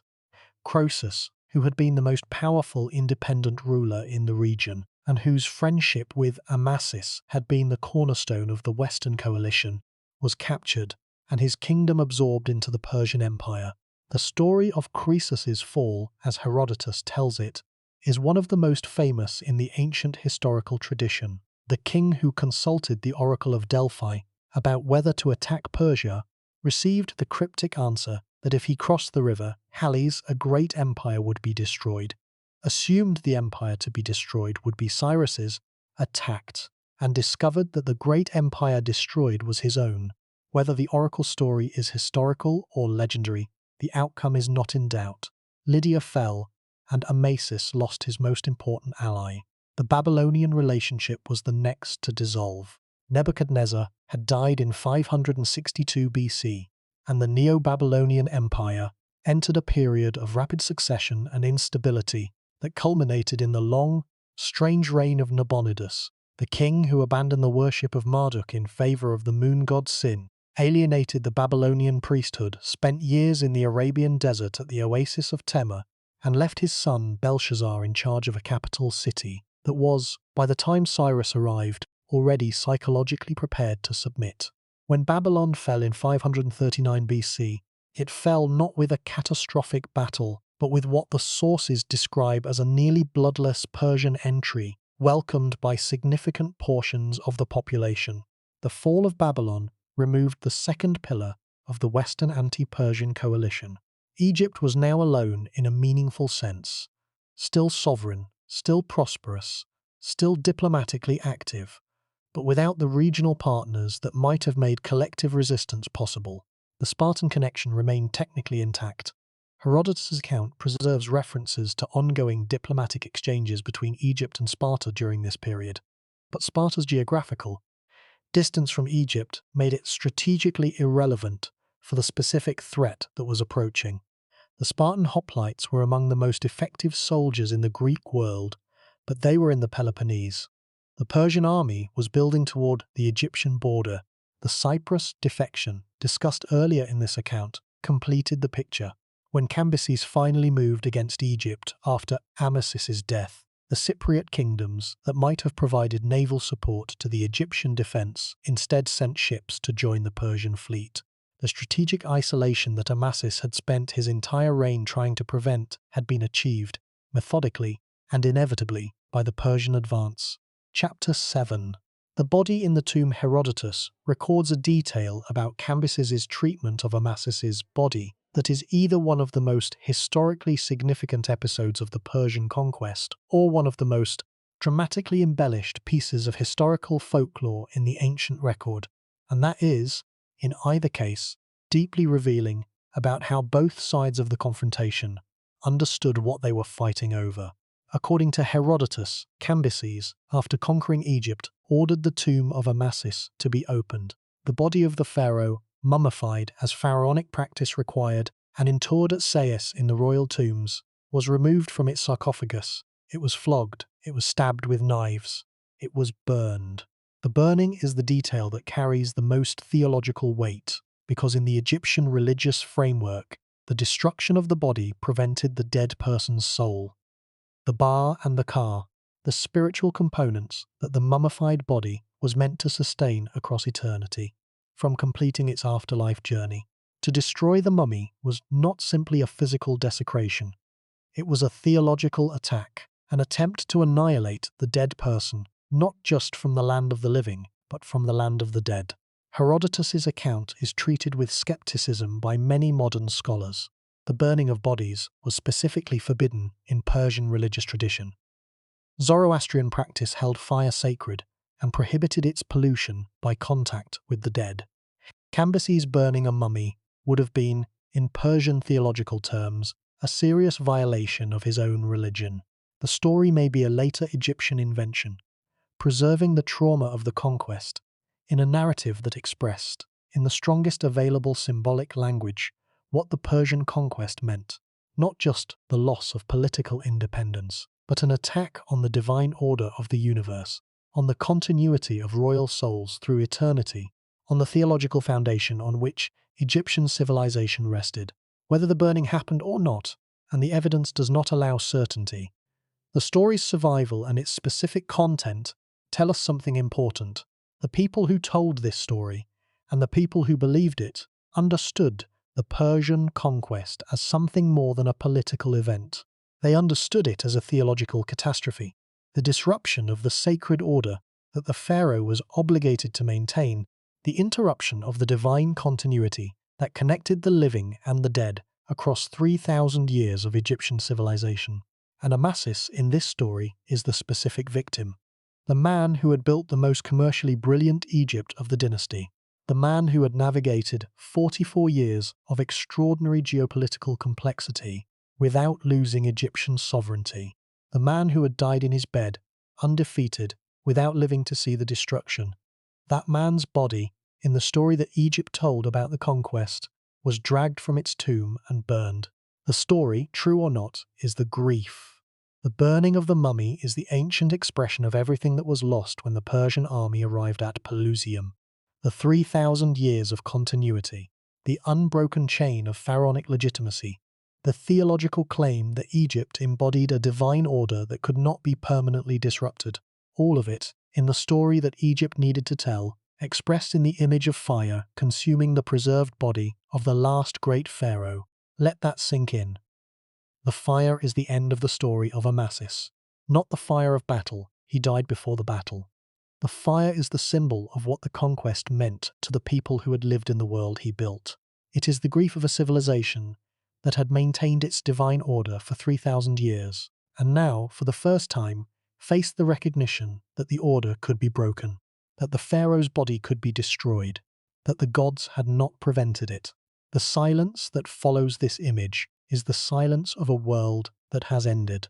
Chapter 8. The Herodotus visit sometime around 450 BC, that is, approximately 75 years after Amasis's death, and approximately 75 years after the Persian conquest.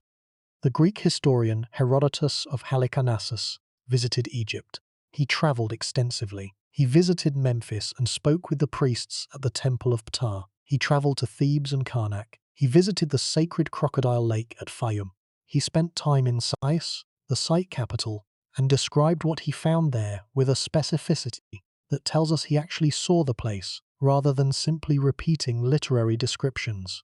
What Herodotus found at Sais was the royal burial precinct of the Site dynasty, the tombs of the pharaohs of the 26th dynasty, including Amasis. He describes the precinct with details that suggest a living, maintained sacred site. The tombs were there, the structures were intact, the religious observances associated with the royal burial ground continued. The temple of Neith, the great protective goddess of Sais, was still functioning. The community of priests that had served the Site dynasty was still present in some form, maintaining the traditions that the dynasty had established.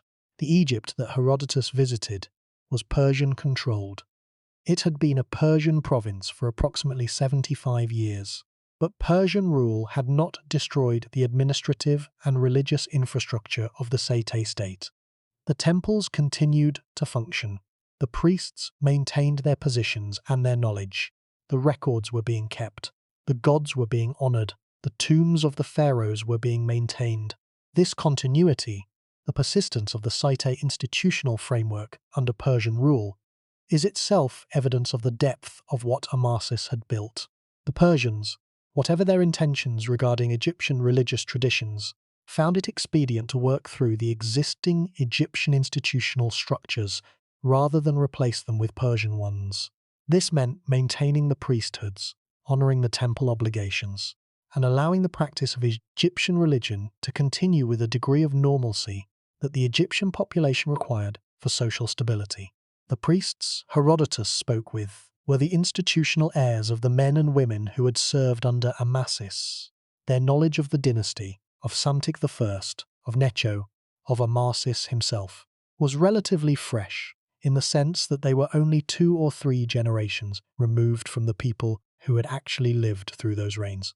The accounts they gave Herodotus of Amasis's character, the wit, the wine, the golden footbath, the friendship with Polycrates, were presumably drawn from oral traditions that had been maintained within the priestly community since the dynasty end. This is the chain of transmission through which Amasis reaches us. From the people who knew him, to the priests who kept the memory, to the Greek historian who asked questions and wrote down what he heard. The chain is long. Each link introduces the possibility of distortion, exaggeration, or the particular perspective of the transmitter.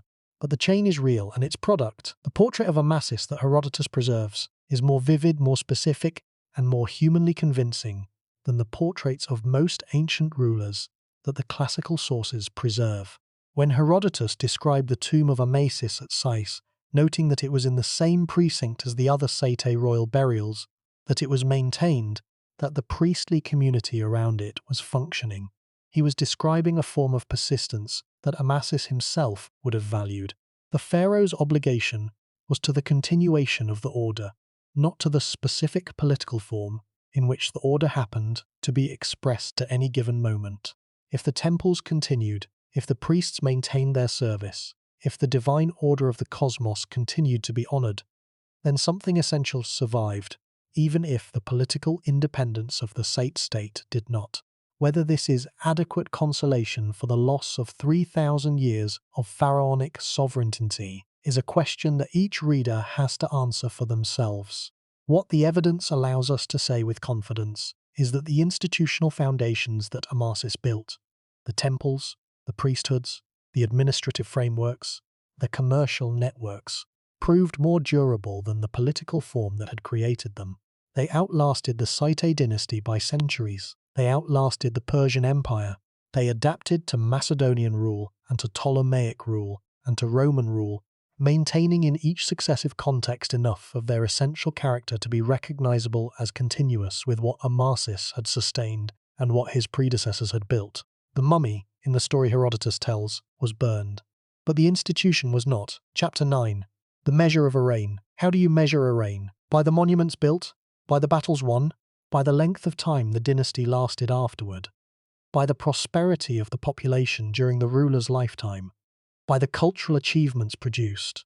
By the diplomatic alliances maintained? By any of these measures, Amasis's reign is impressive. He built temples at Karnak and Memphis and across Upper Egypt. He won the battle that brought him to power. His dynasty continued for a generation after his death, ending not through internal collapse, but through external conquest by an empire that had been absorbing every state in the known world for 2 decades. His population was, by ancient standards, prosperous. His commercial networks were the most extensive in the dynasty's history. His cultural program produced some of the finest art of the late period. His diplomatic alliances were the most sophisticated the Sate state ever constructed. By all these measures, he was a successful pharaoh. By the most important measure in the pharaonic tradition, the maintenance of Ma'at, the divine order that the pharaoh was obligated to sustain, he was successful for 44 years. The Nile flooded and receded. The grain grew and was harvested. The temples were maintained. The rituals were performed. The country functioned. The fact that his son could not maintain this for even a year after his death is not a failure of Amasis.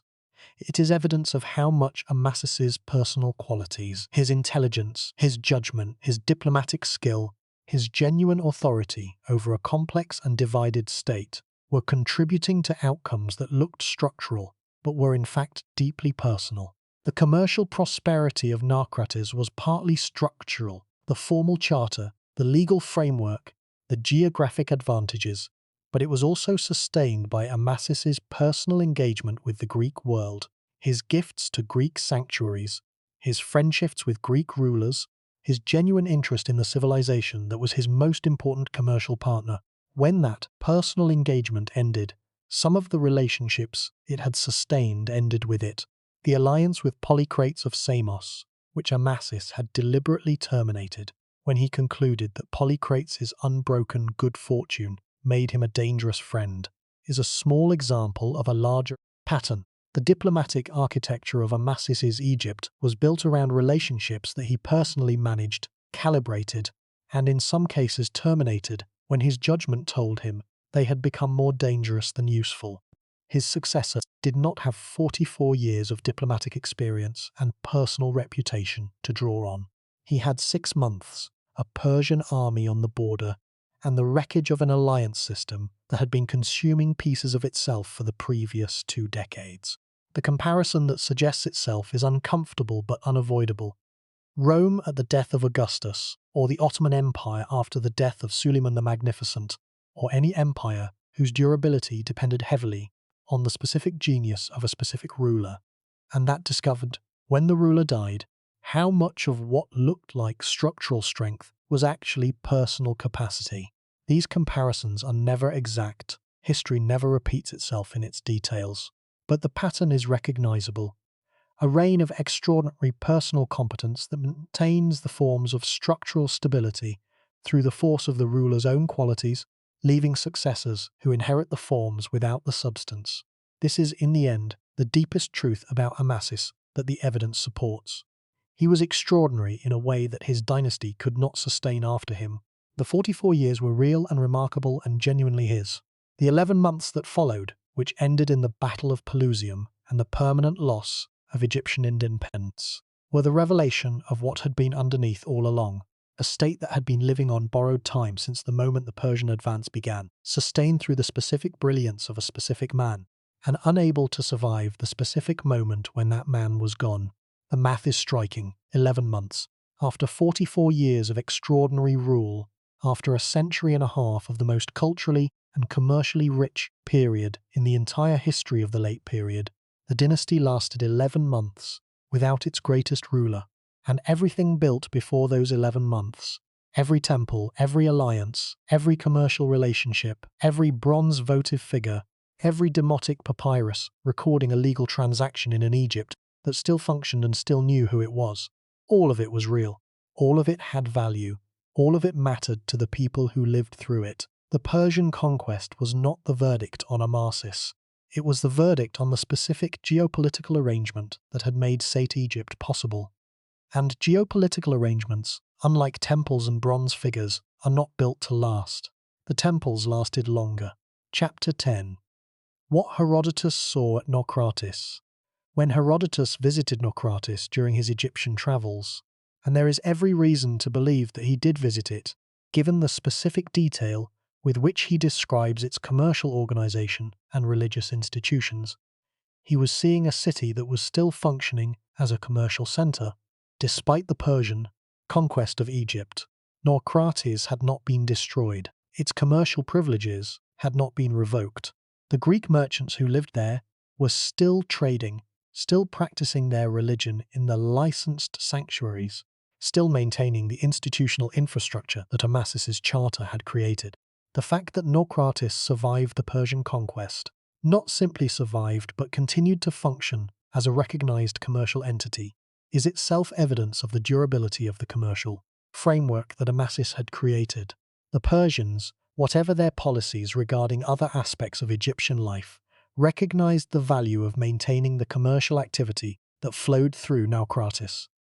The city was too commercially significant, too deeply embedded in the economic life of the Delta and the broader Eastern Mediterranean trade to be dissolved in the administrative reorganization that followed the conquest. What Herodotus describes when he writes about Naucratis is a city with a specific institutional character. The Hellenion, the shared sanctuary of the 9 Greek cities, the separate sanctuaries of Aegina, Samos, and Miletus, the commercial organization that gave specific privileges to specific groups.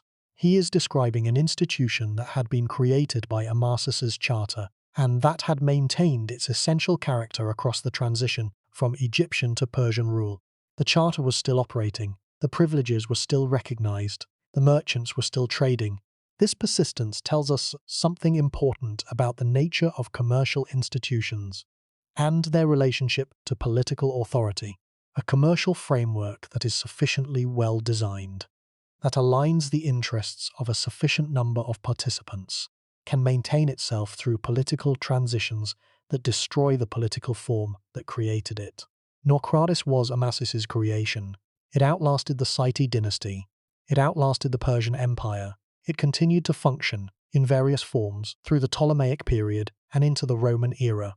Its physical traces were still visible to Apries excavation in 1884 CE, 2,500 years after Amasis gave it its charter. This is the kind of durability that great institutions can achieve, not the permanence that the Egyptian theological tradition claimed for its monuments, stone and sacred time as guarantors of eternal continuity, but the functional durability of a framework that continues to serve the purposes for which it was created, long after the specific historical moment of its creation has passed. Amasis built Naucratis to last. He also built the temples to last, and the alliances to last, and the commercial relationships to last. Not all of them did. The alliances dissolved under Persian pressure. The specific political form of the site-state dissolved at Pelusium, but some of what he built proved more durable than he had any right to expect. The commercial framework at Naucratis, the institutional substrate of the temple establishments, the cultural connections between Egypt and the Greek world that would eventually produce the Ptolemaic synthesis of the following centuries. The story of what lasted and what did not is, in the end, the measure of what Amasis accomplished, and what lasted is more than the conventional silence around him suggests. Chapter 11. The monuments he left behind. The surviving physical evidence of Amasis's building program is scattered across the sites of Upper Egypt in a way that rewards careful attention but resists the kind of dramatic visual impact that brings popular audiences to ancient sites. He did not build colossal temples. He did not commission the kind of monumental sculpture that dominates the galleries of the world's great Egyptological museums. What he built was carefully placed and technically refined, the product of a tradition that had been systematically studying the oldest available models for more than a century, and that had, by the reign of Amasis, achieved a level of technical mastery that the broader art historical tradition has consistently underestimated. At Karnak, the great temple complex at Thebes in Upper Egypt, Amasis added a gate and contributed to the continuing development of the site's western precinct, additions that are modest in scale compared to the enormous building programs of the New Kingdom, pharaohs, but that are executed with the full technical vocabulary of the site archaizing tradition. The inscriptions he left at Karnak follow the conventional forms of pharaonic self-presentation: the royal titulary, the divine epithets, the ritual formulae that connected the living pharaoh to the theological tradition of 3,000 years. They are the language of continuity, asserting through the repeated forms of the tradition that the Seti dynasty stood in unbroken succession to every pharaoh who had ever built at this site. At Memphis, the ancient capital, Amasis maintained the temple establishments with the regularity that the Apis bull stelae document. The great temple of Ptah, which had been the religious center of Memphis since the earliest dynasties, and which was, by the Site period, the repository of a specifically Memphite theological and intellectual tradition of extraordinary depth, received the regular attention that the pharaoh's obligation to the god required. The statue tradition is where the evidence becomes most specific and most compelling. The surviving portrait statues of Amasis, a small but significant number, distributed among museum collections in Cairo, Paris, London, and elsewhere, represent the Seti sculptural tradition at one of its highest points. The technical achievement is real and measurable. The modeling of the facial planes, the treatment of the surface, the specific quality of psychological presence that distinguishes the best Site portraits from the work of other periods. All of these are present in the Amasis material at a level that the specialist literature consistently identifies as exceptional. The specific piece that most rewards extended attention is a greywack head of Amasis in the Egyptian Museum in Cairo, a fragment, the face and part of the neck, separated from its original statue at some point in the 2,500 years since it was made. The stone is the deep, fine-grained grey-green material that the Sate sculptors favoured for their finest work. Harder than most Egyptian stones, capable of holding extremely fine surface detail, its natural colour giving the carved faces a quality that combines the warmth of skin with the permanence of stone in a way that no other material quite replicates. The face on that greywack head does not look like the face of a man presiding over the twilight of a dynasty. It looks like the face of a man who has seen everything and understood most of it, and decided to engage rather than retreat. The eyes carry the specific quality that the best Sate portraiture achieves, and that no technical description quite captures. The sense that there is someone behind them, looking back. Whether that sense is truly present in the stone or is projected by the viewer is a philosophical question that the philosophy of aesthetics has been debating since ancient times. What is not debatable is the specific achievement of the craftsman who made the object, the translation of a human being into stone with enough accuracy and enough care that 2,500 years later, in a climate-controlled museum case, the human being is still visible. Amasis ordered that work. He provided the institutional context, the workshops, the training, the materials, the commissions, within which it was possible. The craftsman made it, the stone kept it, and now it is there in Cairo, waiting for whoever is willing to look. That too is a form of persistence. Slow down, step back, look at the full picture of what this account has been building toward. A soldier made an obscene gesture and became a pharaoh. He ruled for 44 years with extraordinary intelligence, wit, and genuine commitment to the civilization he had chosen, or that had chosen him. He built temples and alliances and commercial networks. He sent gifts to Greek sanctuaries and cultivated friendships with Greek rulers, and presided over the most cosmopolitan era of the most ancient civilization on earth. He died undefeated, in his bed, at an advanced age, after a reign that by virtually every measure available was one of the most successful in the history of the dynasty he had led. And 11 months after his death, the world he had built was absorbed into the Persian Empire, and 3,000 years of pharaonic sovereignty ended. Let that sink in, not as an abstraction, as a specific human reality. The priests at the temple of Neith in Sais, who had served under Amasis, who had maintained the rituals of the dynasty through his 44-year reign, who had known the peculiar combination of intelligence and humour and genuine piety that characterized their pharaoh. Those priests lived to see the Persian soldiers arrive.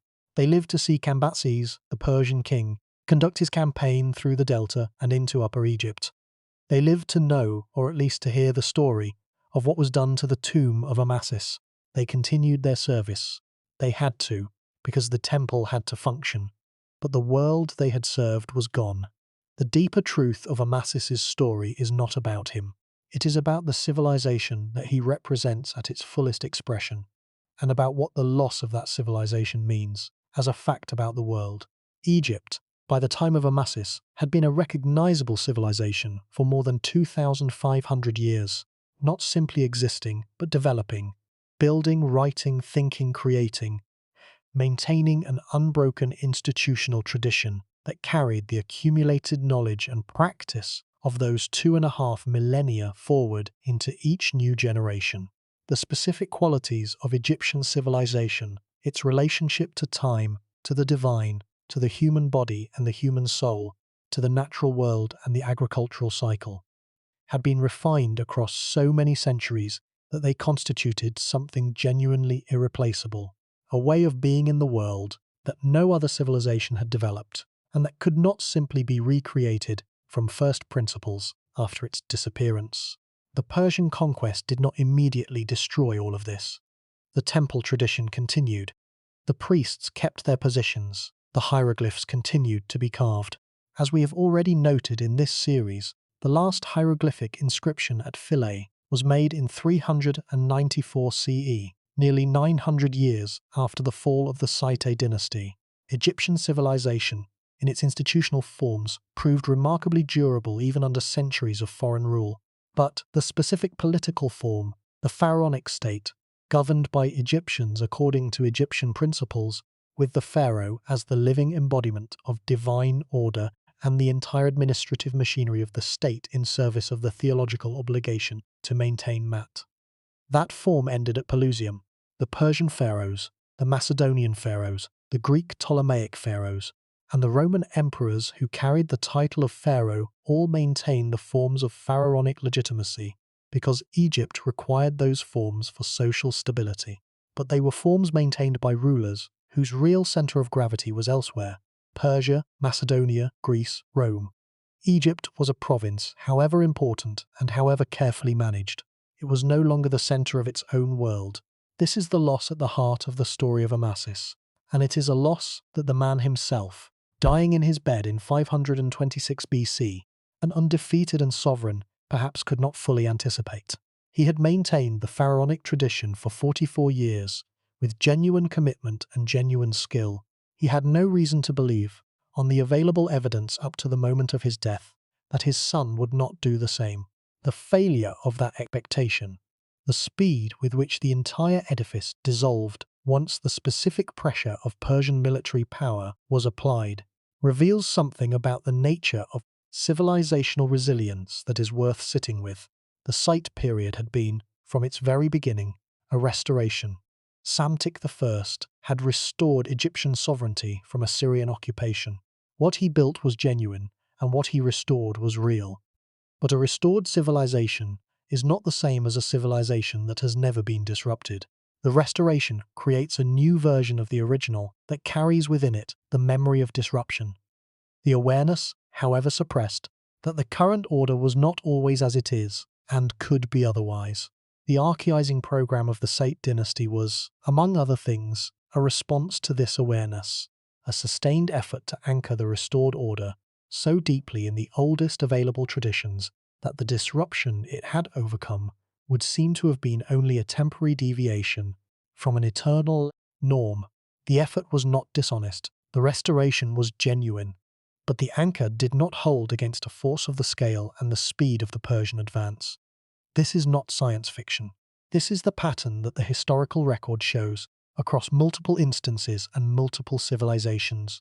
The specific conditions that enable a civilization to flourish at a particular moment are not permanent, are often more contingent than they appear during periods of stability, and can be dismantled by external forces before the civilization has time to adapt. The Sate period flourished under the specific conditions that followed the collapse of Assyrian dominance. When the Persian Empire eliminated those conditions, the Sate period ended, not because Amasis failed, but because the conditions that had made his success possible were destroyed by forces beyond his control. What this means for how we understand the history of human civilization is profound and uncomfortable. It means that the most brilliant achievements of any given era are never securely permanent, that what looks like the stable foundation of an enduring tradition may in fact be the high water mark of a specific set of conditions that the future will not maintain. It means that the confidence with which civilizations build, the confidence that is visible in the Sate bronzes, in the meticulous Apries bull records, in the careful archiving program that reached back to the oldest available foundations, is always, to some degree, the confidence of people who do not yet know what is coming. Let that sink in a second time, because this is the deepest truth that the story of Amasis presses toward. We are always, in some sense, in the position of the Sate Egyptians, building with confidence, maintaining our traditions with care, managing our alliances with intelligence, and unable to know whether the specific conditions that make our current achievements possible will persist long enough for those achievements to endure. The Sate period lasted 138 years, from Psamtik I's succession in 664 BC to the Battle of Pelusium in 525 BC. Its achievements in that time, the restoration of Egyptian sovereignty, the cultural renaissance, the commercial networks, the diplomatic sophistication, the artistic brilliance, were real and substantial and have left traces that 2,500 years of subsequent history have not entirely erased. They were not wasted, they were not failures, they were the full expression of what a civilization could achieve when it was simultaneously rooted in its own deepest traditions and genuinely engaged with the world around it. Amasis was the fullest expression of all of this. He was the Sate period at its most mature, most confident, most commercially and diplomatically sophisticated.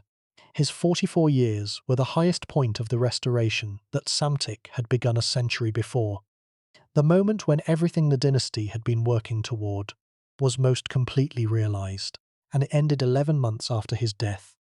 The grief that invites is not the grief of failure.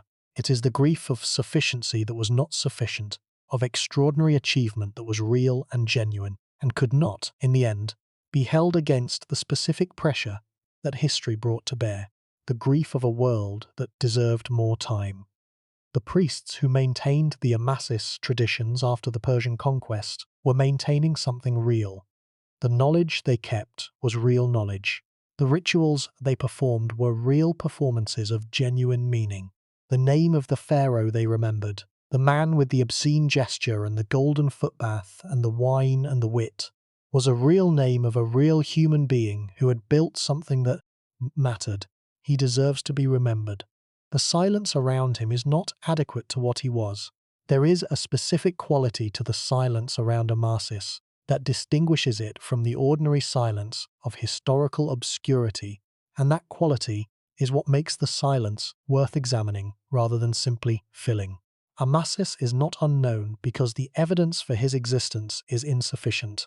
The evidence is there, in Herodotus, in the Apis bull stele, in the surviving monuments, in the archaeological record of Naucratis, in the scattered references across Greek, Babylonian, and Aramaic sources that confirm the broad outlines of what Herodotus describes. The evidence is imperfect and fragmentary, as the evidence for any ancient ruler inevitably is, but it is substantially more complete than the evidence for many rulers who feature prominently in popular historical accounts. Amasis is not unknown because his achievements were minor.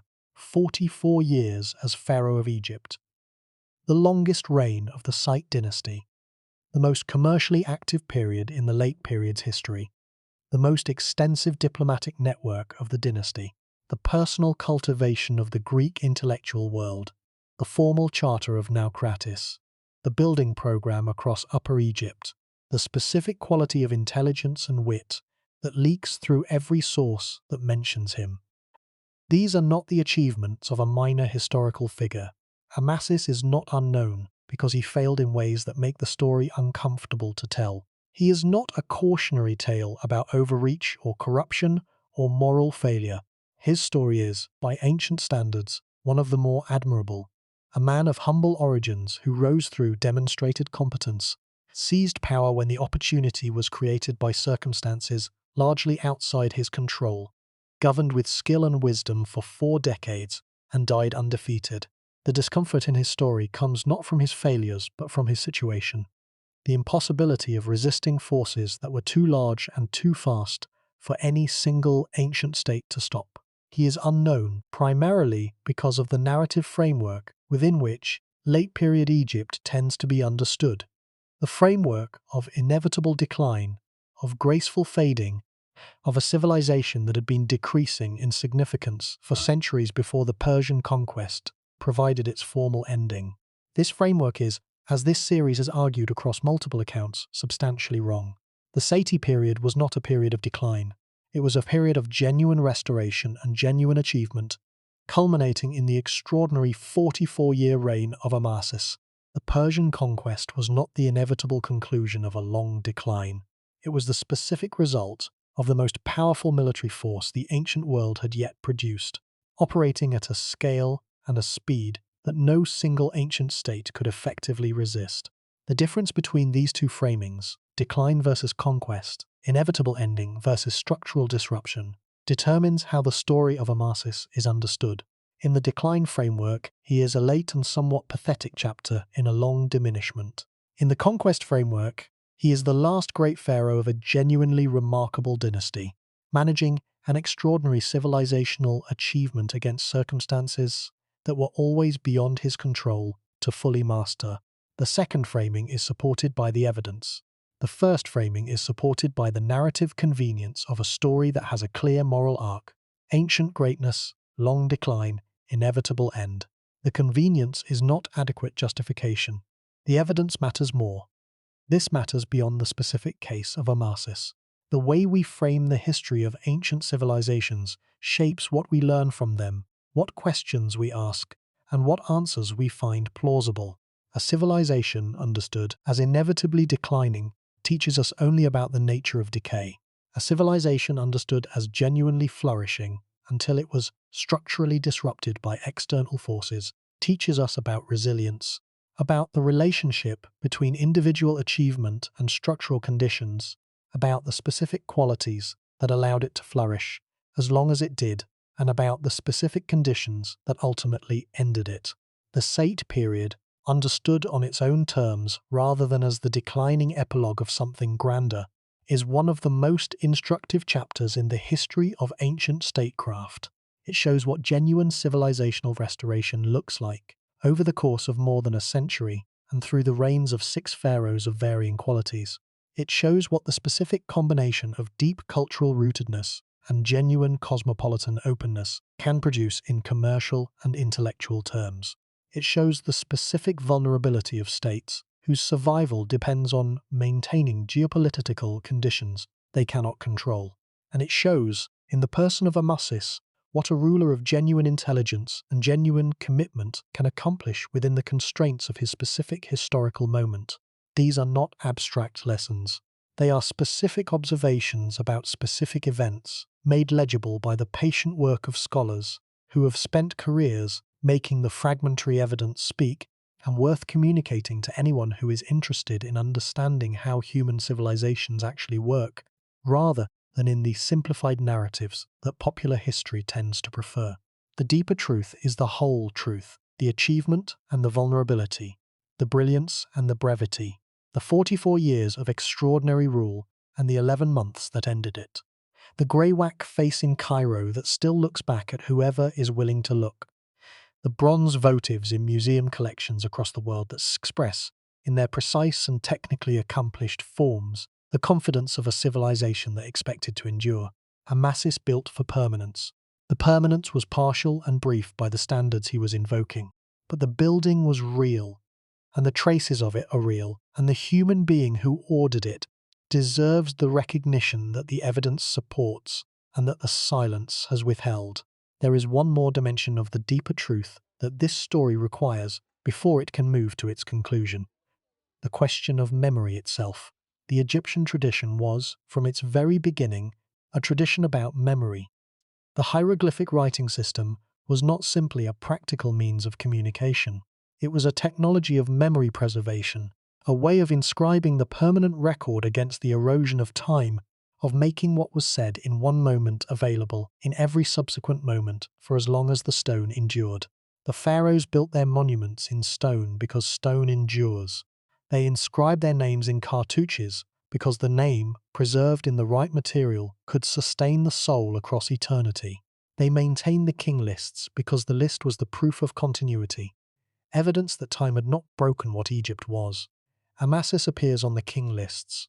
His name was inscribed in stone, in the temples he built and the temples he maintained. His cartouche, the oval ring containing the royal name, the symbol of divine protection around the identity of the pharaoh, appears at Karnak and Memphis, and at the other sites where he left his mark. The stone was preserved at those sites in the way that Egyptian stone tends to be preserved. Better than most ancient materials, more legible across millennia than most ancient writing systems, recoverable by anyone who has learned to read the hieroglyphs that the Rosetta Stone made legible again in the early 19th century of the modern era, when Jean-François Champollion deciphered the Egyptian hieroglyphic writing system in 1822 CE. The most consequential act of linguistic archaeology in the history of the modern world, the moment when the voices of 3,000 years of ancient Egyptian civilization became audible again. One of the many names that became readable again was the name of Amasis. The cartouche of Psamtik, Amasis in the Greek form, was suddenly a legible word again. A pharaoh who had been silent for more than 2,000 years had his name restored to readability. This is the modern version of the ancient practice of memory preservation. The hieroglyphs were preserved in the stone. The stone waited in the monuments and the museum collections and the archaeological sites. The scholars worked to make them readable, and the names came back, not to the eternal life that the Egyptian theological tradition had promised, but to the more modest and more verifiable immortality of historical recognition, the ability to be named, the ability to be known.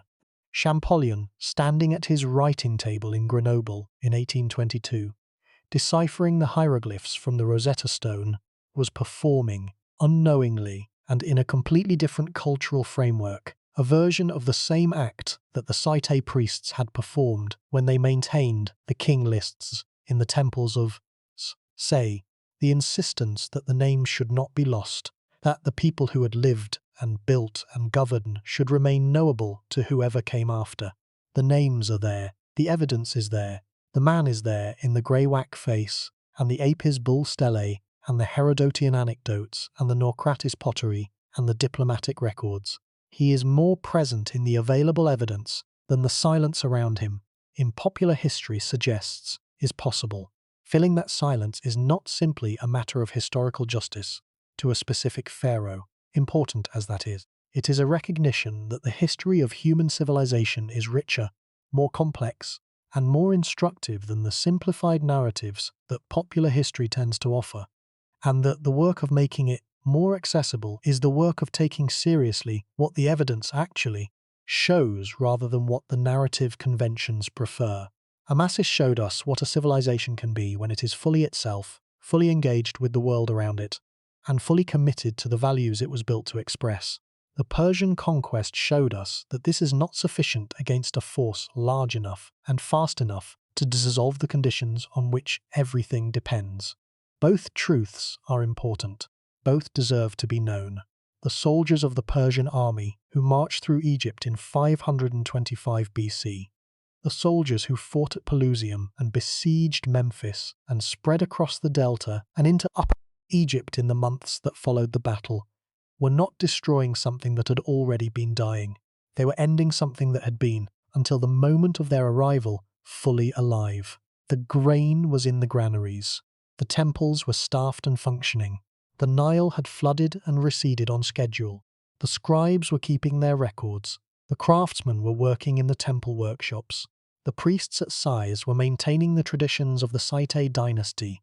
With the same meticulous care they had maintained them through 44 years of Amasis's reign. The commercial networks were active. The legal system was functioning. The administrative machinery of the state operational. This is not the Egypt of gradual decline.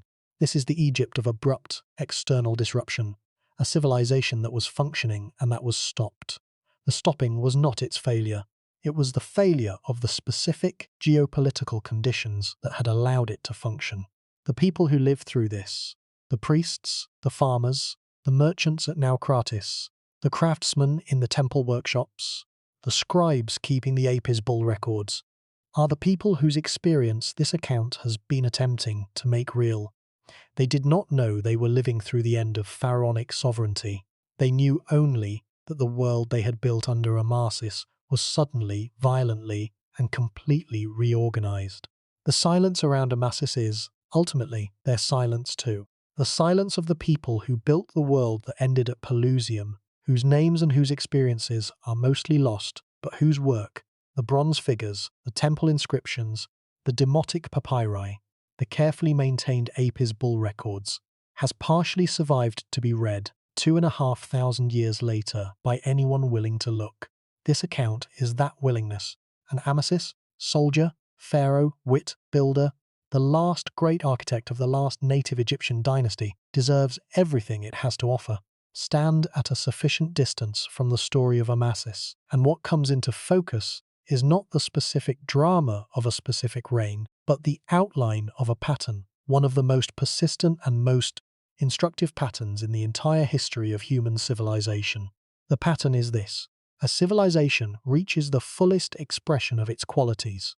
Commercially rich, diplomatically sophisticated, culturally brilliant, governed by a ruler of genuine intelligence and genuine commitment, precisely in the era when the external conditions that made its survival possible are being systematically dismantled by forces beyond its control. The achievement and the vulnerability are not opposed. They are products of the same moment, the same conditions, the same civilization in its fullest extension. Amasis did not cause the Persian advance. He could not have stopped it by making different choices. The choices available to him, the alliances, the commercial networks, the diplomatic engagements, the military preparations, were the best choices that the specific situation allowed. They were not adequate to the specific pressure that was applied. This is not a failure of judgment. It is a description of the structural situation, a medium-sized ancient state in the path of the largest empire the ancient world had yet produced. The implications of this pattern are not comfortable, but they are important. They press against the narrative preference for stories in which intelligence and effort determine outcomes, stories in which the right combination of virtue, skill, and strategic wisdom is sufficient to preserve what is valuable from the forces that would destroy it. Amasis had intelligence. He made the effort. He applied considerable strategic wisdom. It was not sufficient. The force was too large. This does not mean that intelligence and effort are worthless. They are not worthless. They made a difference measured in years, in the specific quality and richness of what was preserved and created during those years. in the cultural legacy that outlasted the political form, even when the political form could not be saved. Without Amasis's specific qualities, the late Site period would have been smaller, less commercially active, less diplomatically sophisticated, less culturally rich. The Greywacke face in Cairo might not exist. The Naucratis Charter might not have been issued in the form that created the most enduring Greek trading community in the ancient Mediterranean. The alliance with Croesus, however ultimately ineffective, might not have been made at all. The effort mattered, the intelligence mattered. The difference it made was real, even if it was not the difference that could change the ultimate outcome. And the recognition that the ultimate outcome was not changed does not retroactively diminish what was produced in the time that remained. This is the implication that the story of Amasis offers most directly to the present moment, the value of building well within the time available, even when the time is less than what the building deserves. Every civilization and every era within every civilization is building within constraints that are not fully visible from the inside. Some of those constraints are geographical, some are demographic, some are technological, some are geopolitical, the specific configuration of surrounding powers that determines what is possible in any given era. The people building within those constraints rarely know exactly where the limits are. They discover them, as Amasis discovered them, when the specific pressure that the constraints determine is finally applied. The Sete Egyptians built as if they had indefinite time. The archaizing program reached back to the oldest available foundations and implied a future of equivalent length, a restoration so deeply anchored in the most ancient traditions that it could sustain itself for centuries. The building of the Naucratis Charter implied a commercial future of unlimited duration. The maintenance of the Apries bull records implied an administrative continuity extending forward as far as the tradition had already extended backward. None of these implications were realized. 138 years was the total of the Site period. Within that time, the most important achievements of the Restoration were accomplished. The cultural renaissance, the commercial networks, the diplomatic sophistication, the artistic brilliance of the late period, all of these are real and lasting contributions to the human record, fully accomplished within the available time. The planet has buried civilizations before. The ground beneath every major city in the world contains the traces of earlier ways of human life that the current world does not know and cannot fully access. Egypt is the civilization that has left the most legible traces: 3,000 years of stone inscriptions, administrative records, religious texts, and artistic objects accumulated in conditions that favored preservation and studied by generations of scholars who developed the tools to read what was preserved. Even with all of this, the full story of what Egypt was is only partially accessible. Amasis is part of that partially accessible story. He is the part that has been most underestimated and most neglected in the popular telling. The era's final chapter, the dynasty's most fully realized expression, the human being whose personal qualities made the last 44 years of Egyptian sovereignty something worth remembering rather than simply something that ended. Our place on this planet, building our own structures, maintaining our own traditions, managing our own alliances in the face of forces that are sometimes comprehensible and sometimes not, is not entirely different from the place that Amasis occupied. We are also building within constraints that are not fully visible from the inside. We are also managing the relationship between the values we have inherited and the world we actually inhabit. We are also making choices about what to preserve, what to adapt, what to open, and what to close, whose long-term consequences are not always predictable from the specific moment in which they are made. The story of Amasis does not tell us what to do in our specific situation. The past does not supply operating instructions for the present, but it tells us something about the nature of the situation, about the relationship between the achievements of a specific moment and the structural conditions that determine how long those achievements can persist, and about the specific value of building well and intelligently, even when the time available is less than the building deserves. Amasis built well. The time was 44 years. The Persian army was on the other side of the desert. He built anyway. and the world is richer for it. There is a final observation that this reflection needs to make, connecting the story of Amasis specifically to the story that this series of accounts has been building across the reigns of the Sete pharaohs. Psamtik I restored Egyptian sovereignty. Necho II pushed it to the edges of the known world, literally. The circumnavigation of Africa, the canal begun, the fleet built. Amasis realized the full commercial and cultural potential of the restoration his great-great-grandfather had made possible. Each pharaoh added to what the previous one had built, extended its reach, deepened its foundations. The dynasty was, across its 6 reigns and 138 years, a cumulative achievement, not the work of any single ruler, but the product of an institutional tradition that each successive pharaoh both inherited and transformed. The Persian conquest ended the political tradition.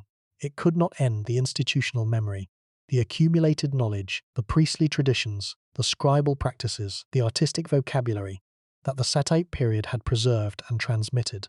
Those continued under successive foreign rulers until the very end of the ancient world.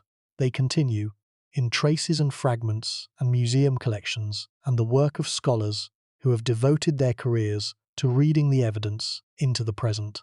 This is the answer to the title question, not just who Amasis was, but what his reign in the era of the Persian conquest means. It means the fullest expression of something genuinely worth expressing, achieved in the specific window of time that history provided and fully utilizing the capacities of the civilization that produced it. It means the best that could be done was done, and that is not nothing. The modern world's relationship to ancient Egypt is complicated. We know in outline the monuments and the pharaohs that popular culture has decided to remember. We visit the pyramids and the Sphinx at Giza, the temple complex at Karnak, the Valley of the Kings. We see the golden mask of Tutankhamun in museum exhibitions that draw hundreds of thousands of visitors. We recognize Ramesses II from his colossal statues and from the Shelley poem that most English speakers have encountered at some point in their education, the poem that takes the pharaoh's power and reduces it to a fragment of stone in a desert, a monument to the inevitability of decay. What we do not see in most of these encounters is the Saite period. We do not see the Naucratis Charter. We do not see the grey-whack face of Amasis in its museum case in Cairo. We do not encounter the story of the golden footbath or the bow that needs to be unstrung. The late period, and specifically the 26th dynasty, remains the province of specialists, known to Egyptologists, discussed in academic papers and scholarly monographs, but absent from the popular consciousness of ancient history in a way that is disproportionate to the period's actual importance. This absence has consequences. It means that the history of Egypt, as most people know it, ends, in practice, with the New Kingdom, with Ramesses and Tutankhamun and the Valley of the Kings, and then makes a sudden jump to Cleopatra and Julius Caesar and the Roman period, skipping 1,000 years of equally significant history, as if it were merely the administrative interval between 2 more interesting eras. The Saite period, 138 years of genuine civilizational achievement, the most commercially and diplomatically sophisticated era of the late period, the context that produced the Greek-Egyptian encounter that helped shape the foundation of Western intellectual tradition, disappears into that skip. Filling the skip is a choice. It requires the willingness to look at what is actually there rather than at what the familiar narratives have made easy to see. It requires taking seriously the evidence that specialists have assembled and that popular history has not yet adequately transmitted. It requires, in the end, the same quality that made the Saite period itself remarkable: the willingness to reach back to what is actually old, to study the originals rather than the simplified versions, and to build understanding on the deepest available foundations. Amasis reached back to the Old Kingdom originals when he sent his artists to study them. He reached forward to the Greek world when he issued the Naucratis Charter. He held both orientations simultaneously for 44 years with the specific intelligence and wit and genuine commitment that the evidence describes and that this account has attempted to make visible. He deserves to be part of the story that the world tells about itself.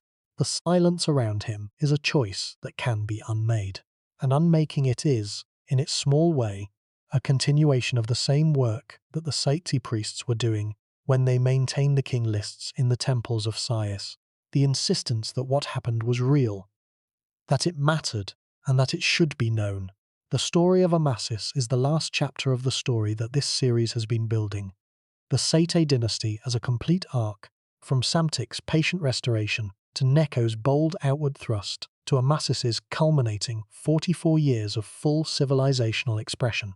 The arc ends with the Persian conquest, but arcs are not the same as failures. An arc that reaches its highest point before it comes down has still reached its highest point. And the highest point, Amasis's Egypt, in the full flower of its commercial and cultural richness, is genuinely high. High enough to be worth knowing, high enough to deserve more than the silence it has received. That is the final implication. That is the thing this reflection asks the listener to carry forward. Not despair at what ended, but recognition of what was. The recognition that 3,000 years of Egyptian civilization reached, at its last full expression, something genuinely extraordinary, and that the man who was its last great architect was a soldier who made an obscene gesture and became a pharaoh and spent 44 years building something that mattered. Now the story moves to its close. The tomb of Amasis was at Sais. Herodotus saw it, or at least saw the burial precinct where it was located, the sacred enclosure at the back of the great temple of Neith, where the Psamtik pharaohs had been buried according to a funerary tradition maintained across the full 138 years of the dynasty. He described the precinct with the careful eye of a man who understood that what he was looking at was significant. The burial place of a dynasty that had, within living memory of some of the people he spoke with in Sais, been the legitimate rulers of the most ancient civilization on earth. The tomb is gone now. The precinct is gone. The great temple of Neith, the most important religious centre of the Psamtik period, is gone, absorbed into the ground beneath the modern town of Sail Hagar, along with the palaces and the administrative buildings and the royal workshops and everything else that the living city of Sais once contained. 2,500 years of Nile silt and agricultural disturbance and human habitation have covered what was there, and what lies beneath the surface is accessible, at present, to no one. This is the most complete form of the silence around Amasis. Not the silence of neglect in academic literature, but the physical silence of burial. The earth having covered the place where he was laid, and the structure that housed him, and the objects that were buried with him in the full ceremonial weight of the Psamtik funerary tradition. Somewhere beneath Sail Hagar, if the royal tomb survived the Persian conquest and the subsequent millennia of disturbance in conditions adequate for preservation, Amasis is there. His mummy, if the story of Cambyses's desecration is not true, and the archaeological and theological arguments against it are significant, may be there.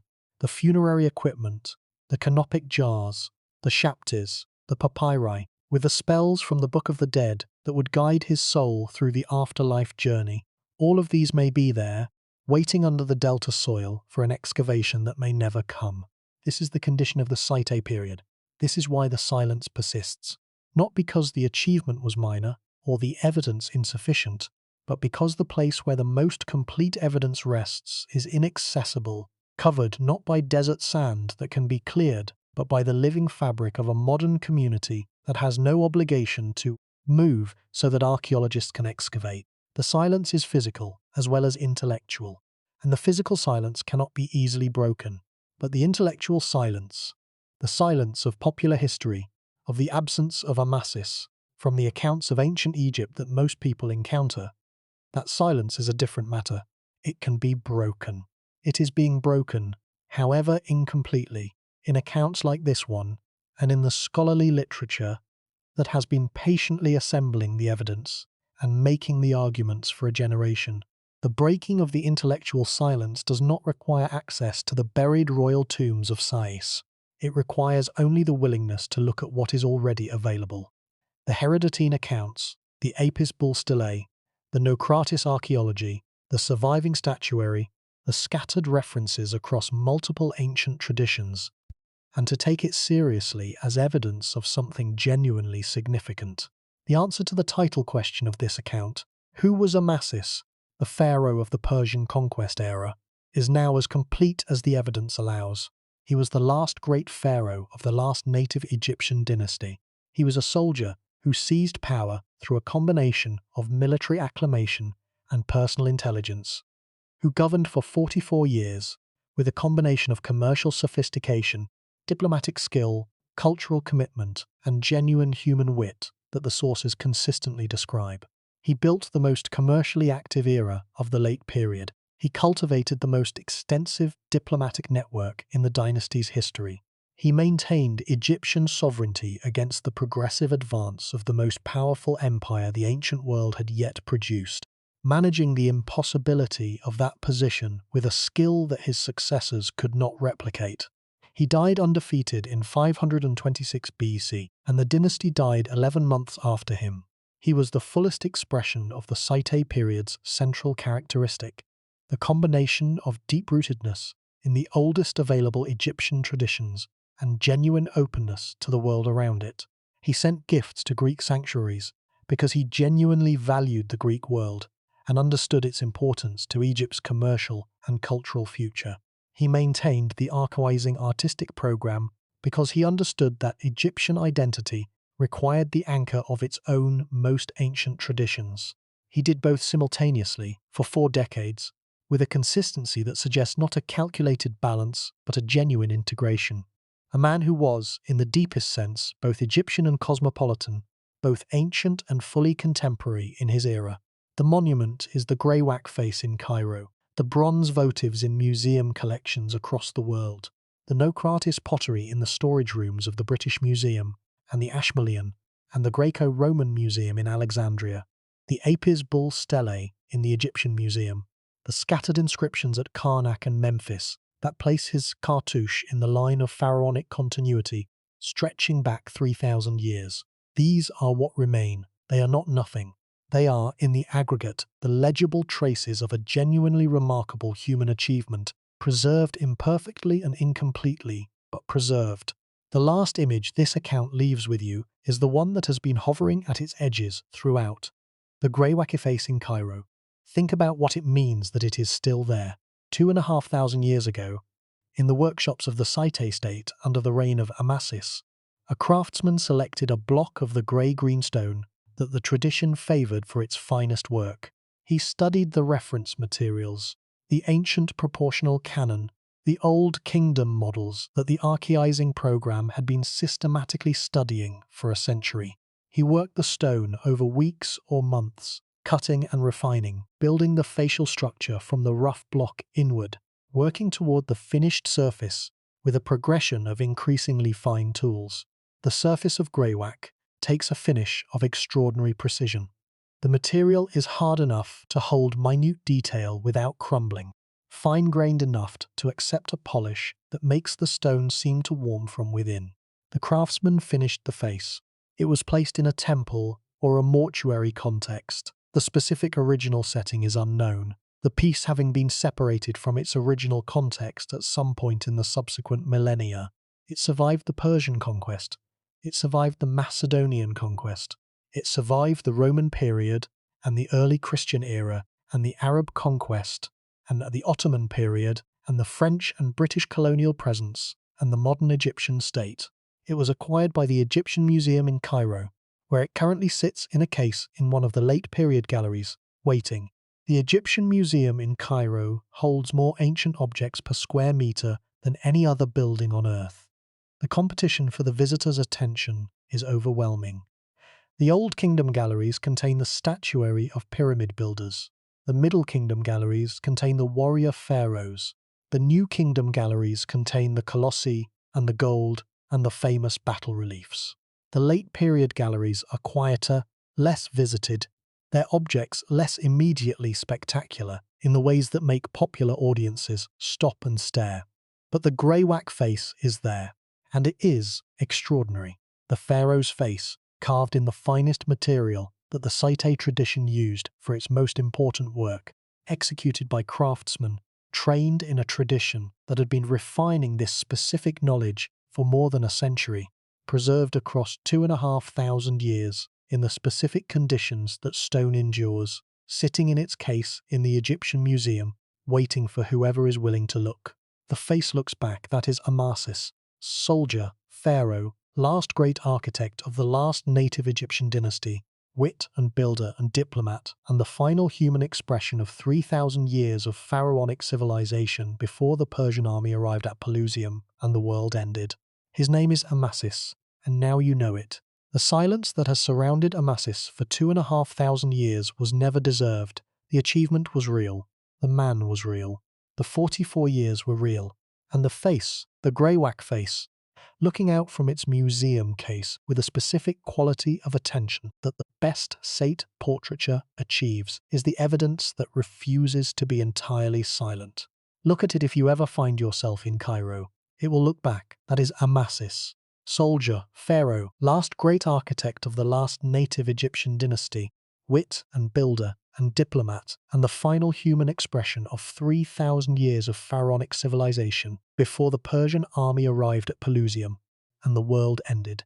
His name is Amasis, and now you know it.